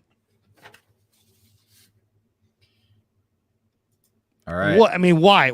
So now Brock Purdy was awesome this last year. Won 2 playoff games. Won every game that he started and finished, and it's all because of the surrounding cast. And yet, quarterbacks not named Jimmy Garoppolo under Kyle Shanahan were 9-29 before Brock Purdy. But suddenly, it's now just all you got to do is just be breathing and be, in the Niner uniform with this surrounding cast, and you're great. How quickly we forget the 9-29 record for all quarterbacks not named Garoppolo under Shanahan. And he just jumped in and just did it. Like, he didn't have any hiccups. There wasn't ever. I mean, that Miami game, he didn't play amazing. He threw out that pick to Xavier Howard, but I mean, he still played amazing. It's so hard to be like, oh, well, look at his receivers. It's like playing quarterback is the hardest position to play in football. You can't just be any Joe Schmo and have a great team around you and win. And don't listen to Larry Krueger. Listen to Steve Young. Listen to Alex Smith. Alex Smith said it this week. Go watch that interview that he did with Mayoko. He said, you know what, 40 times arm strength. We got into this debate about arm strength and dink and dunk for like 15 days this offseason. And in reality, if you listen to Alex Smith, the guy who played the position, he said, you know what, it really comes down to timing, accuracy, and your ability to process. And in his mind, Brock Purdy's got it. He said it directly, and he said it's sustainable. So that's really the number one argument that the people that are pushing back on Brock Purdy keep making over and over again. They'll give him his because they have to. It's history. He did it. But they keep arguing that it's not sustainable. They'll use different language, different verbiage to describe it. But at the end of the day, what are they really saying? They're just saying that they don't believe it's sustainable. And I get that. I understand their argument. I just don't agree with it. I think it is sustainable, and Alex Smith said as much, and Steve Young backed him up. So who are you going to believe? Alex Smith, Steve Young, or people that just are anti-Purdy and really don't have anything to point to other than he's bound to come back to earth? I'll go with Alex Smith and Steve Young. And how many quarterbacks start off, above earth level playing? How many quarterbacks start off better than they actually are for that long? I don't know. And look and not to mention, Iowa State was crap before Brock Purdy got there. Then they were on top. What did they do in the Big 12 the first year he wasn't there? They went 1-8. So have you ever thought for a second that it's Brock Purdy? Yeah, they were a top 10 team at one point. It's actually Brock Purdy, maybe we ought to, instead of looking at Brock Purdy as to this, to that, maybe just look at him and say, you know what? This guy's damn good. He's accurate. He's got all. I'll say this. The one advantage I have on you guys is that I've had a chance to actually go talk to the guy. And I've talked to Tom Brady. I've talked to Russell Wilson. I've talked to Drew Brees. I've talked to many NFL quarterbacks in my lifetime covering the NFL. This guy's got what those guys had. This unbelievable chip on his shoulder, this unbelievable competitive streak, this unbelievable intellect for football and competitive fire. A lot of the intangibles that those guys had, this guy has. And when you talk to him for a couple minutes, you realize it. I get it. If you're just looking at him, he's kind of small and he looks kind of lucky, and it ain't.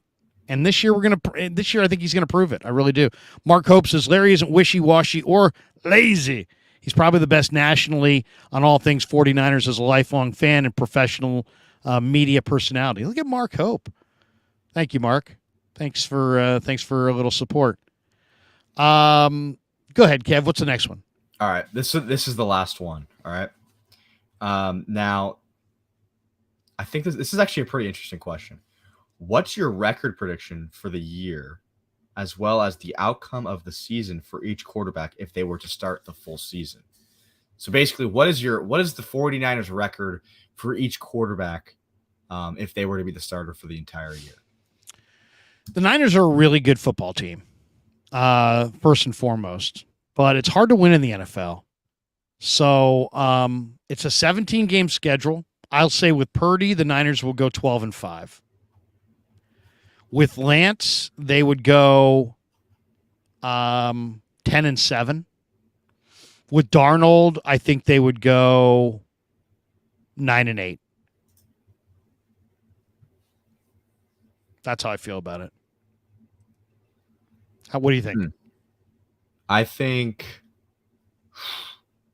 it's tough because I want to say with Purdy they'll go 13 and what's that? 13-6? No. 5 13 and 4. Yeah. 17 game schedule. Yeah.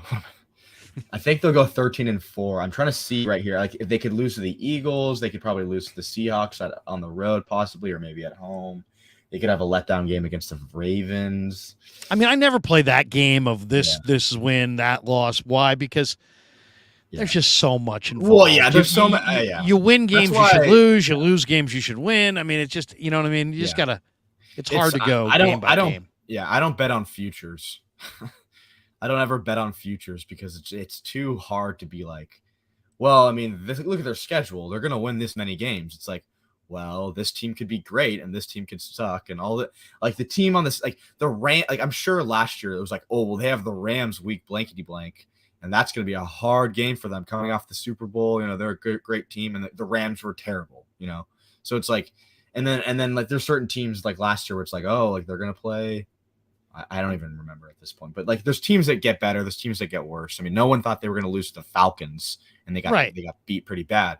I'm just doing that because it's basically or the Bears you can do. Yeah, well, right. Yeah. No, then they shouldn't have lost to the Bears. I think that if Trey Lance started, they'd probably start off slower. And that's no diss to Trey Lance. I just think it's normal. That's normal. He's played one season of football since high school. That's not a rip.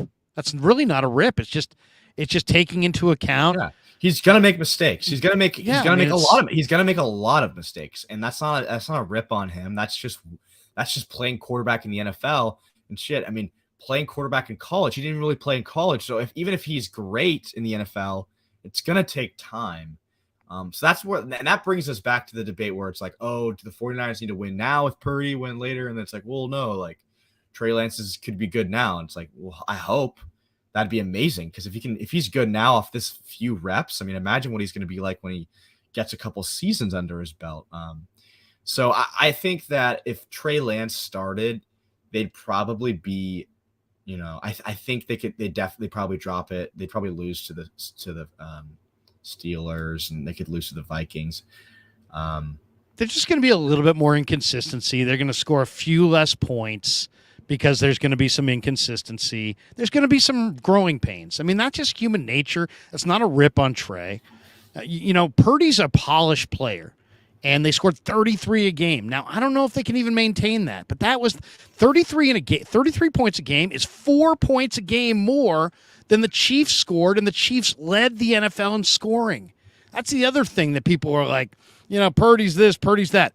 Under Brock Purdy, the 49ers were the number one scoring team in football, and that includes Mahomes and Reed and all those, the team that won the Super Bowl. So where's the respect there? If Trey Lance can replicate what Brock Purdy did last year, then he is going to be on the Niners should be thrilled. The Niners should be awesome. Because that would mean that they're playing at the highest clip that they've ever played at. They'll probably be the highest scoring offense in the NFL, and they'll be undefeated. So I mean, you can't really ask for more than that.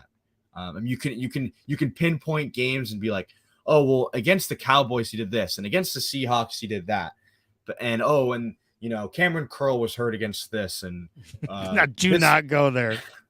And like the Raiders, the Raiders were terrible and all this stuff. But it's like you can only play the games on your schedule. So as long as you win the games on the schedule, you're doing your job. And there was some good fortune. There was some good fortune, because I went back and we have the all 22. I looked at all of Purdy's starts. There was easily 20 to 25 passes in those starts that could have been picked. And if they were all picked, he's got 25 interceptions. So, I mean, it's like it's a little bit of fortune. It's a little bit of luck, but he also has very great timing and accuracy, and he processes correctly. So, I don't know. It's a polished quarterback versus an unpolished quarterback. I like them both, but the polished guy is probably going to win more games. Yeah, I have them winning 2 more games because I think the Niners' talent is really underrated. Niners have a lot of talent. I think that they would go 9-8 or 10-7 with Lance. Because they're a good enough team.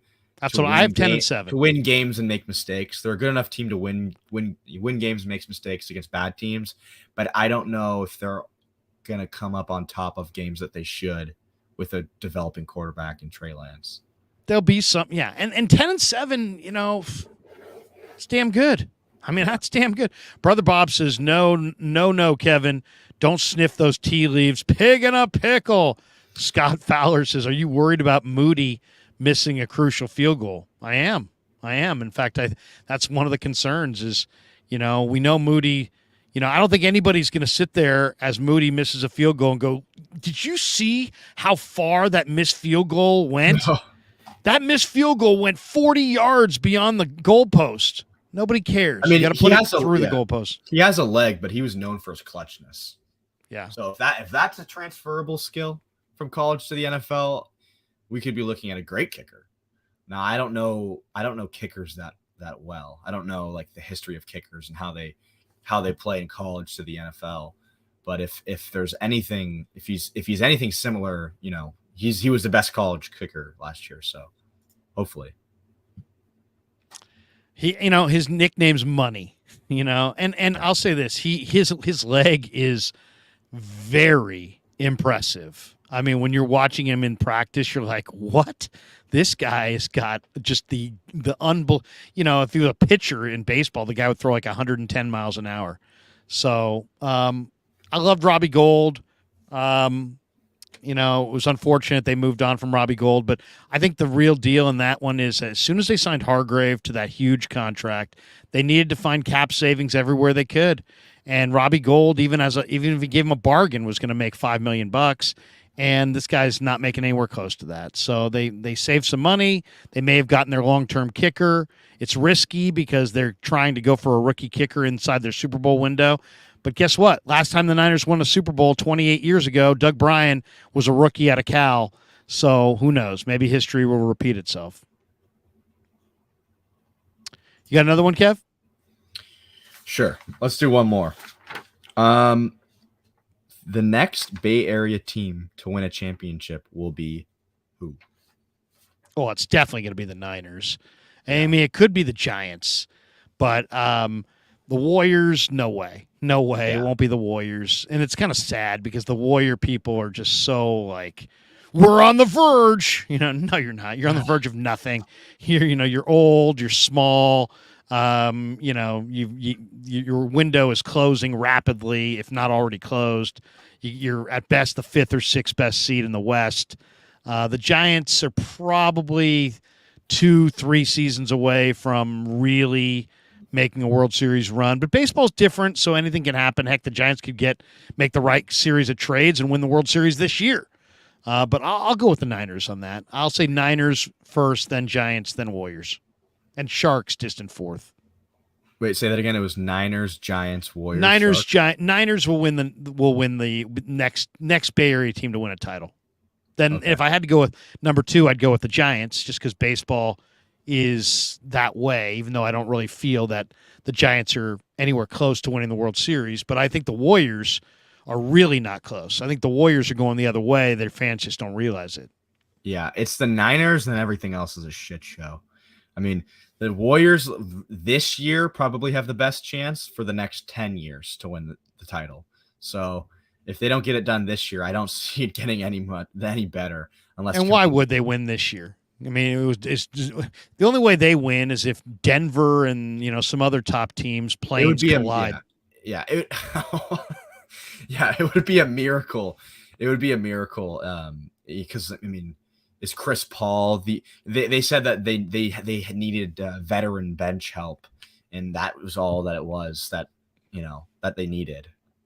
If Chris Paul is what they need to win a title, I don't know. I don't think so. I mean, they're smaller, they're older. Everybody's, they've got this. No, I don't. Yeah, Kerr's admitting that he had a terrible year last year. Yeah, I would agree with you. I'd say the Giants second, just because you never know with the Giants. They could just have a year like they did 2 years ago when they had 111 or whatever wins, 13. And if all you get in, who knows? Yeah.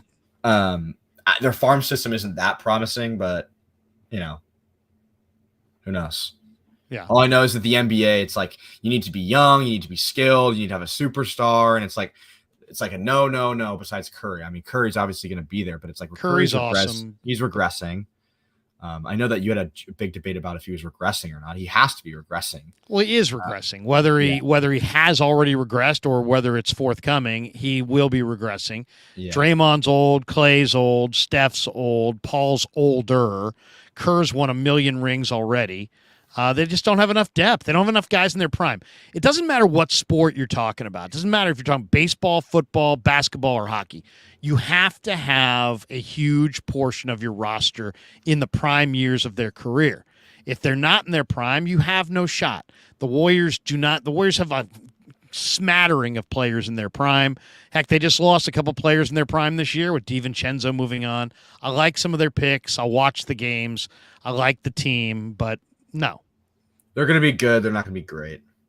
Right. They're going to make the playoffs. I mean, if it's like, who's going to make the playoffs? Okay, it's a different debate. But who's going to win a title?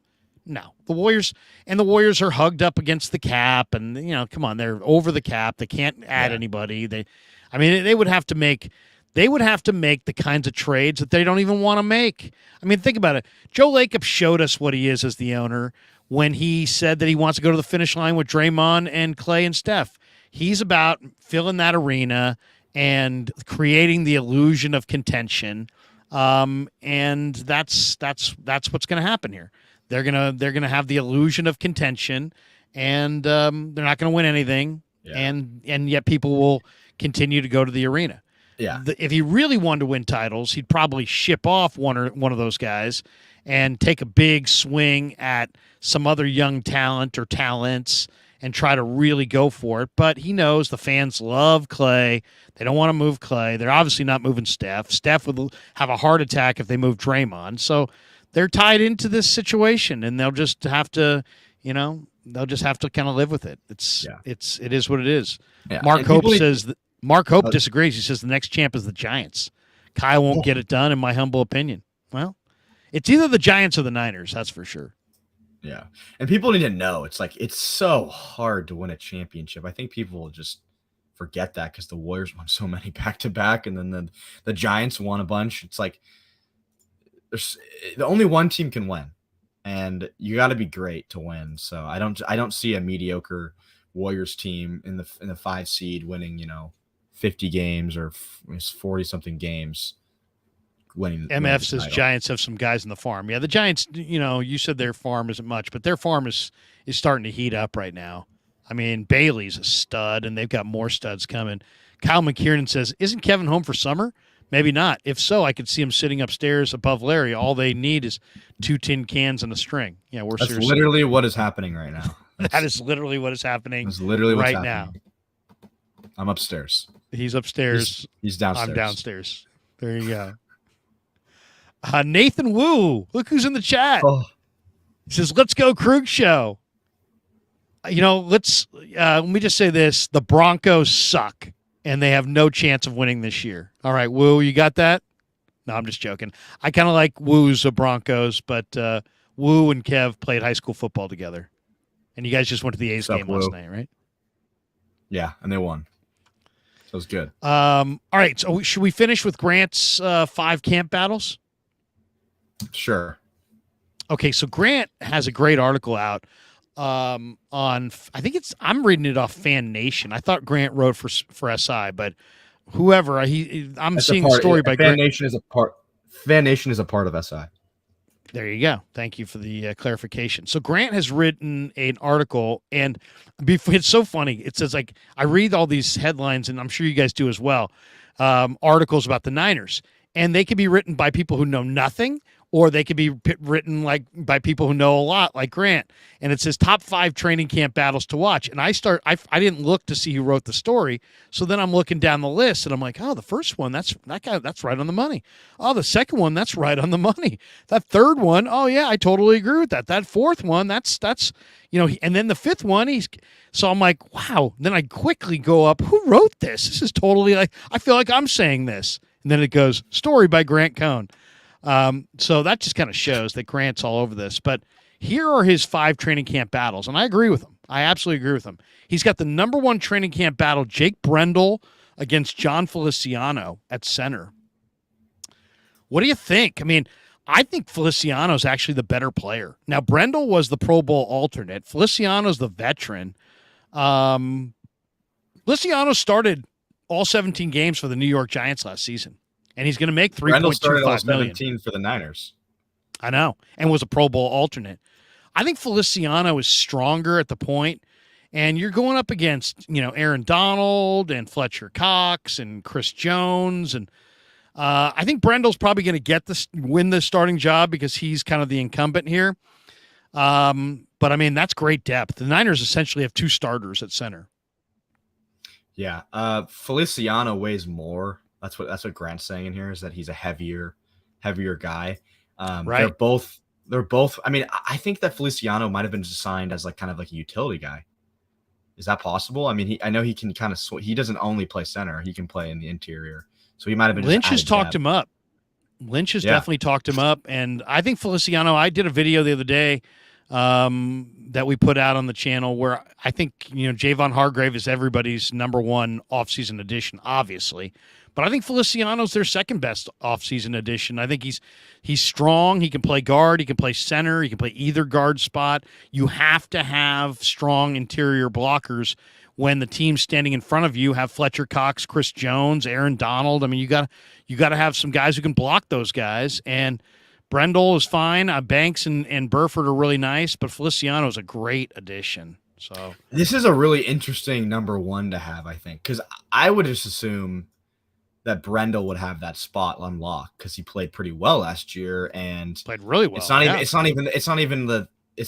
even like the third position that's the most controversial on the offensive line in terms of competition. I'd say I would say the right tackle position. I mean, maybe not in terms of competition, but in terms of like issue or like concern, center is not the first thing to come to mind. So that's interesting. Yeah, but I think that's going to be a battle royale. And all I'll say is if Jake Brendel's not ready to roll, Feliciano's going to win that job. So that's his number one competition. Number two, he's got down as one that I think a lot of people wouldn't even necessarily think is a competition. Juwan Jennings versus Ronnie Bell for the slot receiver. Jennings is a free agent at the end of the year. He dropped 11.7% of his targets in 2022, 12% in 2021. But he's also made some of the biggest catches in 49er history in the last 3 or 4 years. He's been outstanding, but he's a free agent at the end of the year, and there's no way they're going to be able to retain him. So I think they may be able to get a draft choice for Jennings at the cut down, maybe from Rand Carthon in Tennessee. You got to remember this, Juwan Jennings was a star at University of Tennessee. And if Rand Carthon trades a 5th-round pick for Juwan Jennings, nobody's going to blink an eye there. All they have is Treylon Burks and now D-Hop. The rest of their receiving core is garbage in Tennessee. So Jennings would be a major, major upgrade from whoever their third best receiver is. And Ronnie Bell's dad is a college football wide receiver coach. And when you watch him play, he's like a instructional video on how to play the position. I mean, I did not like the Ronnie Bell pick at all on draft day. I was like, what? Why? And after watching the offseason, I am a Ronnie Bell fan. This guy can catch. He's got great hands. He'll catch it in a crowd. I like Ronnie Bell. I think Ronnie Bell and Tay Martin are going to give Jennings a huge run for his roster spot. Yeah, this one's interesting because they're not even the same. They're not even the same type of receiver, in my opinion. Ronnie Bell is 6 foot, 190 pounds, and Juwan Jennings is 6'3", 225. I think it's going to depend on what Kyle Shanahan wants to do with that third receiver spot. If Bell's playing really well, because it's going to have to be, because Juwan blocks a lot. And he's a great blocker and he's physical. Ronnie Bell is more of an elite route runner and, good hands and good foot quickness, So there's definitely a world where Ronnie Bell gets more snaps than Juwan Jennings, maybe later in the season. But I would say that Juwan Jennings, barring that he doesn't get traded, is the guy that wins that. Mark Hope says, love it. My daughter is home too. Special time for dads. Yeah, oh yeah, summertime. I always love having Kev home for the summer. My daughter will be home from her deal in Atlanta, where she's getting her nursing credential. She'll be home in a few weeks as well. All right, competition number 3 is at safety, free safety. Tayshaun Gibson versus Jair Brown. This is one of those where I think Gibson's going to start early and Brown is going to start late. That would be my guess. The Niners have a very young secondary. Gibson is a ball hawk, and he'll pick off the passes, and he'll get everybody lined up correctly. Unless Jair Brown has just a whale of a summer, I think Gibson's almost a lock to start week 1 at Heinz Field. But Jair Brown is going to get nothing but better and better and better, and I would say by midseason it's Brown's job. Yeah, I basically said the same thing earlier in the show. I mean, I think you give Gibson the starting job just because of, he's on that 1-year deal. You signed him. He played well last year. But I could see Jair Brown getting mixed in there and then eventually starting towards the end of the year for sure. And then he's got the training camp battle number 4, Oren Burks versus D. Winters at Sam linebacker. He's got Burks as the favorite to win the competition because he's going to make $3 million. But Nate Sudfeld was going to make $3 million, and they went with this other guy named Purdy. I think what's going to happen here is I think obviously Greenlaw and Warner and I think Marcelino are going to be your first three. I think Winters and Jalen Graham are going to be 4 and 5. And then I think they're going to keep 6 backers. And I think they're going to choose one between Flanagan Fowles, Burks, and Curtis Robinson and trade one or two of the other guys. I think they're good enough that other teams might want them. My guess is Burks stays. Robinson winds up on the practice squad and Flanagan Fowles gets traded.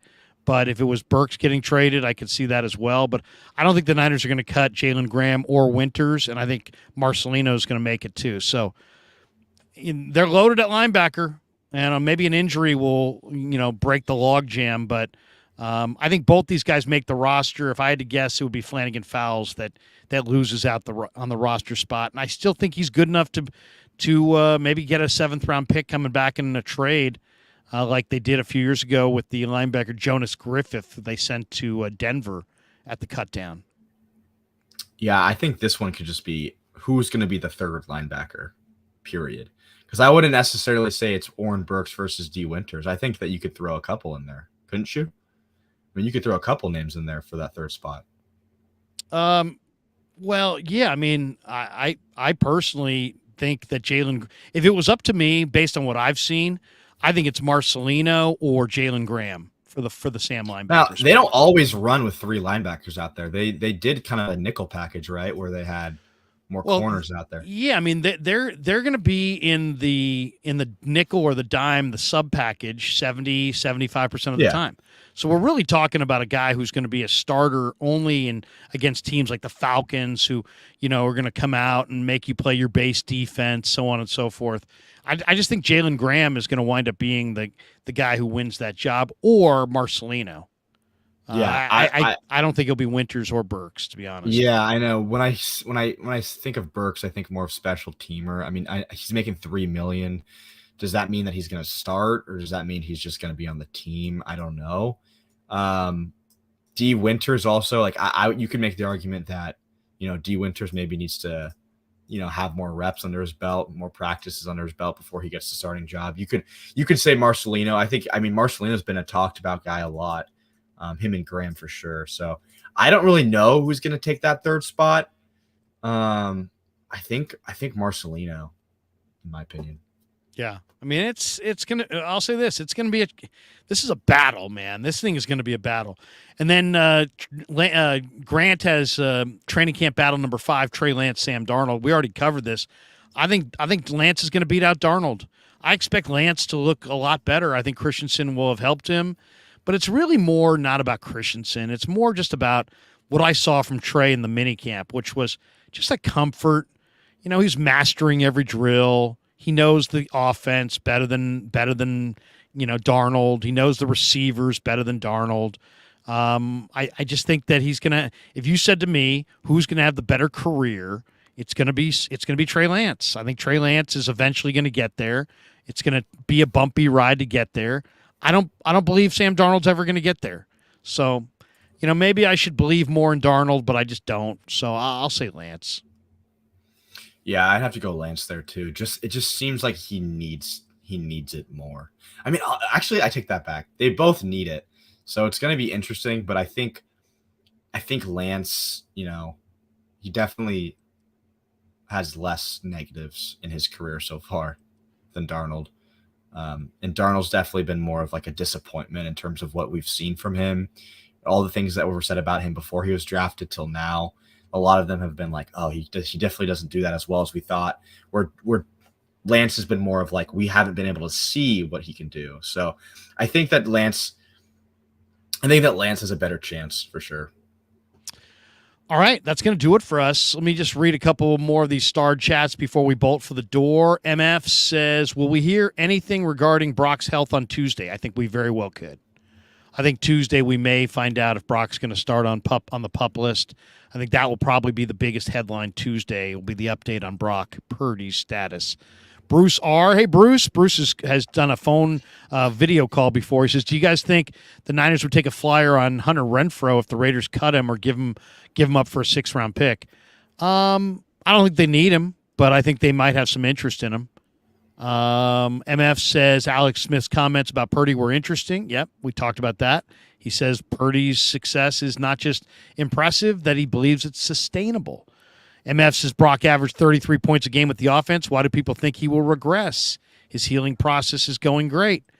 I don't know if they're thinking that he's going to regress or hoping that he's going to regress. I think that the Trey fans just want any avenue that gets Trey into that lineup, and I understand why. They're feeling the desperation there.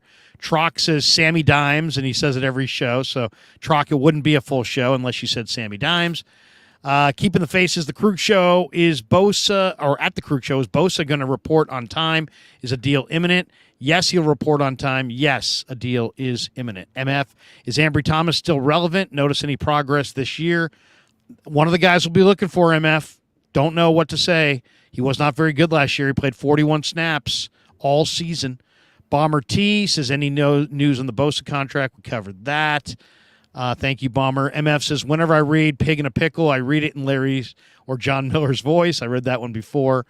Mark Hope says, Kevin, are you at college? Where?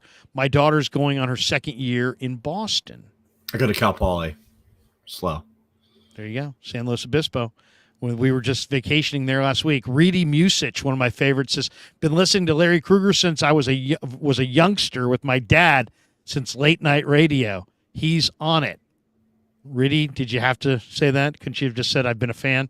Did you really have to say I've been listening since I was a child? MF says, why are Philly people ripping Debo's for his comments? Let him be. Yeah, you know what? I kind of differ than a lot of people on the Debo thing. I interview lots of players. You guys saw it. I interviewed lots of players.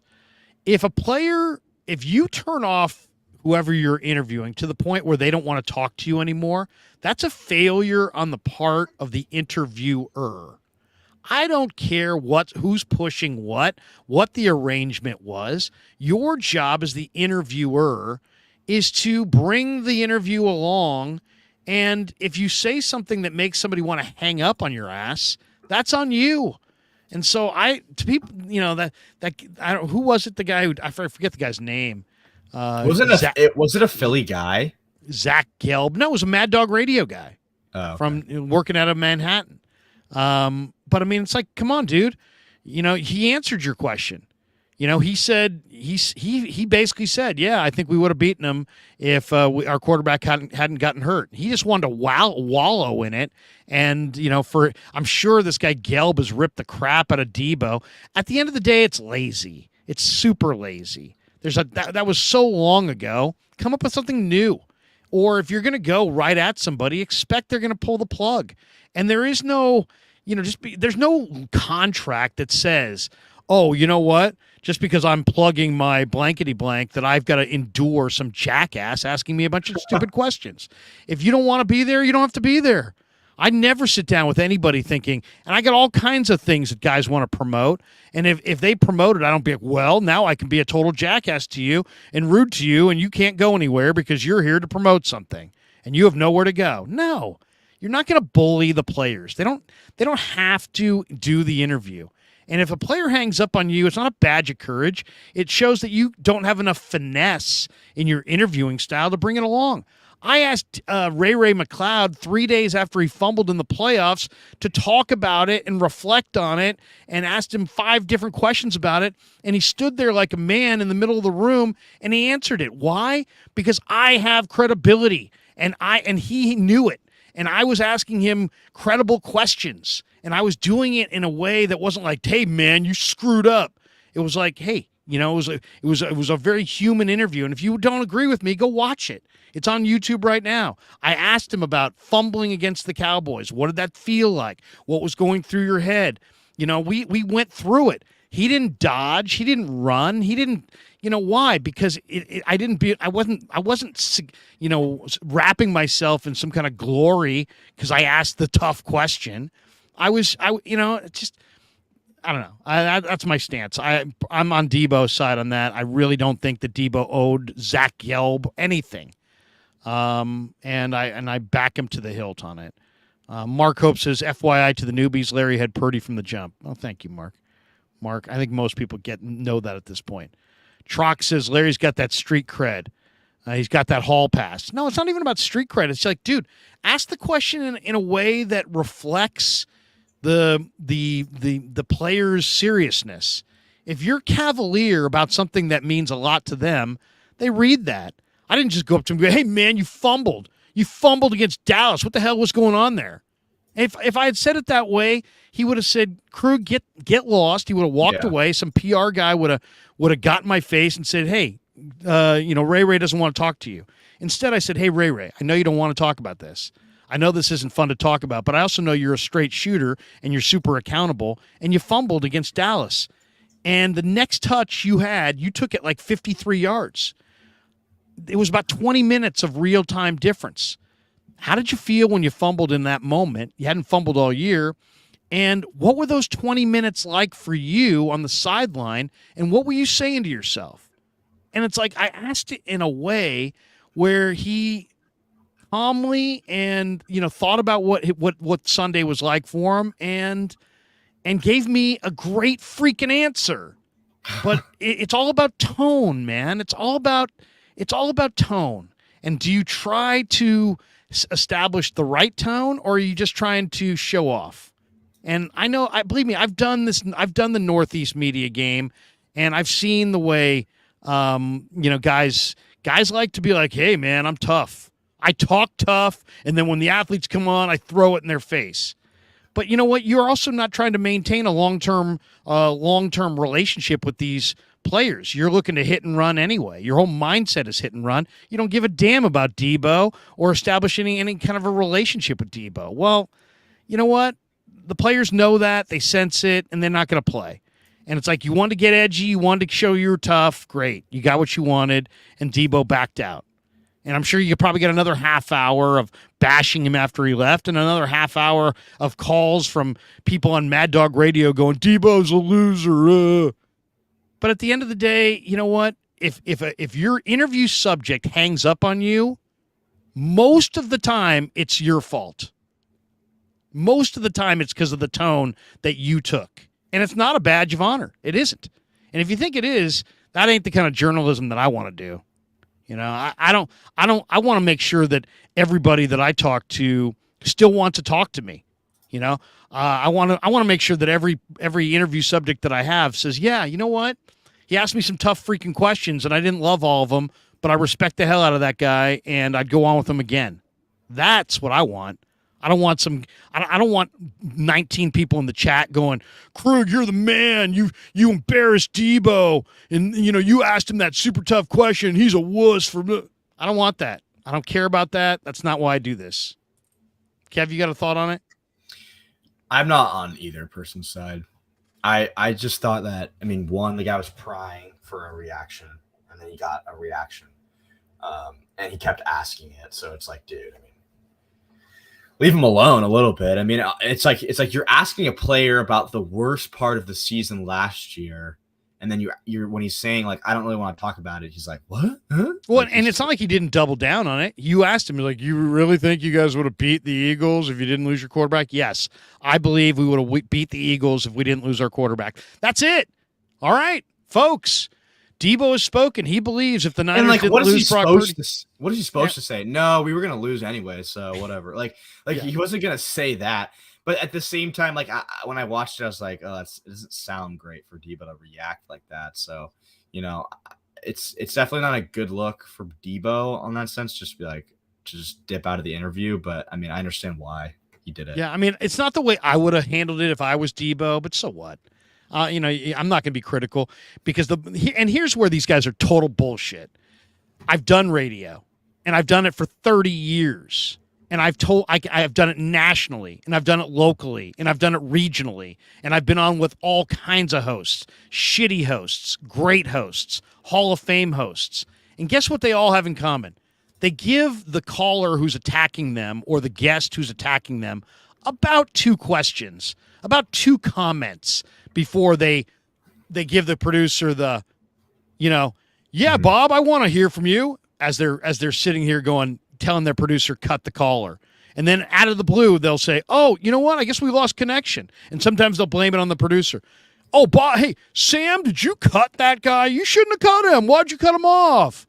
Oh, because you were basically telling me, giving me the nonverbal cue to cut him off. But since the shows are on the radio, nobody can see it. And so now you're going to sit there and be, why'd you cut that guy off? I wanted to hear him keep ripping me.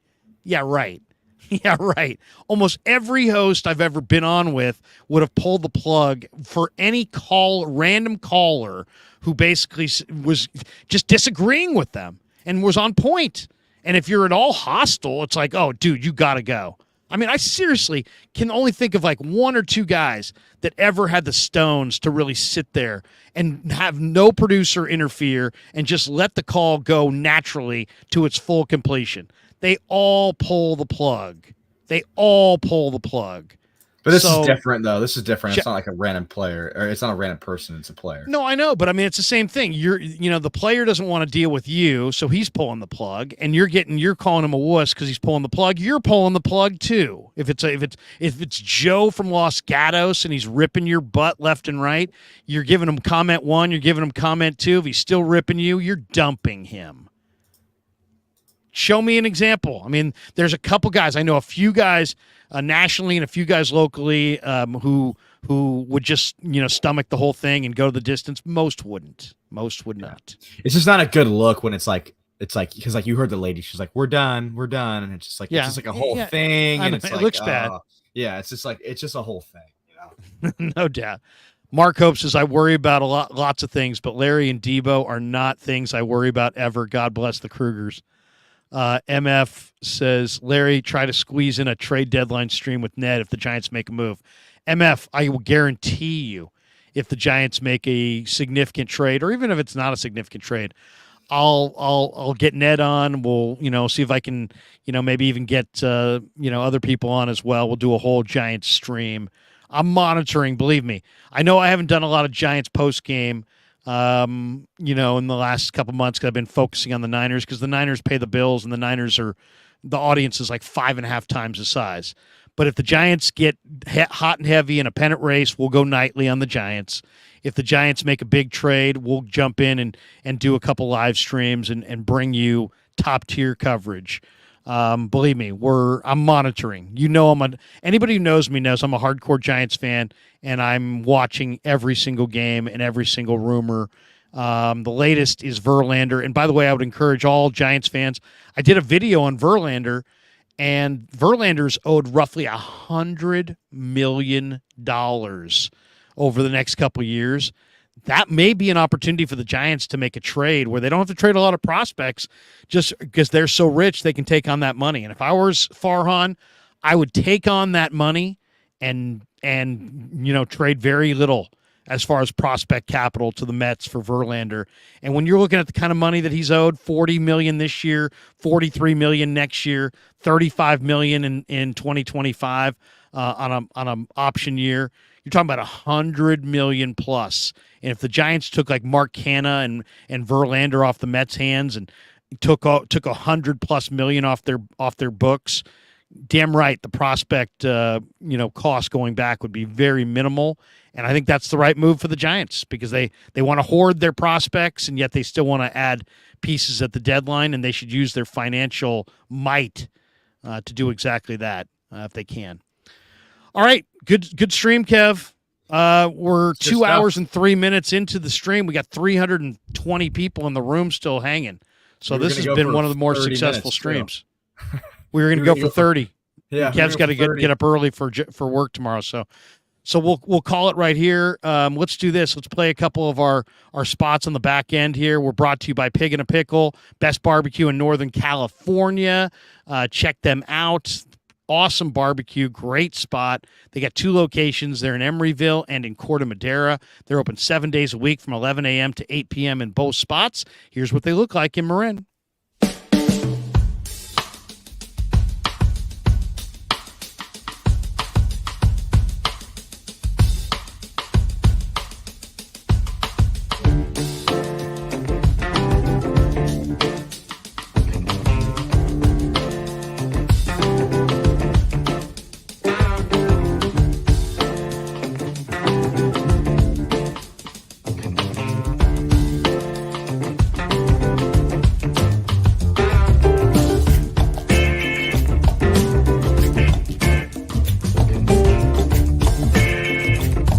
New York style sausage was started over 70 years ago.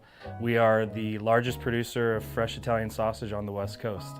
What makes our sausage in New York style is really the recipe came from back east, from New York, from Connecticut. If you look at all of our labels, there's maximum 4 or 5 ingredients, which we're really proud of. There's no preservatives, no MSG, fresh in, fresh out. The pork comes in fresh, goes out fresh. There's never any freezing throughout the process. We've always used fine quality cuts. We're never gonna deter from that. It's one of the reasons why our sausage is so good. I guarantee you put our sausage up against anybody else's from a flavor standpoint, no one will beat it, hands down. And do yourself a favor and do me a favor. Go buy a package of the New York style Italian sausage. Guaranteed you will love it, guaranteed.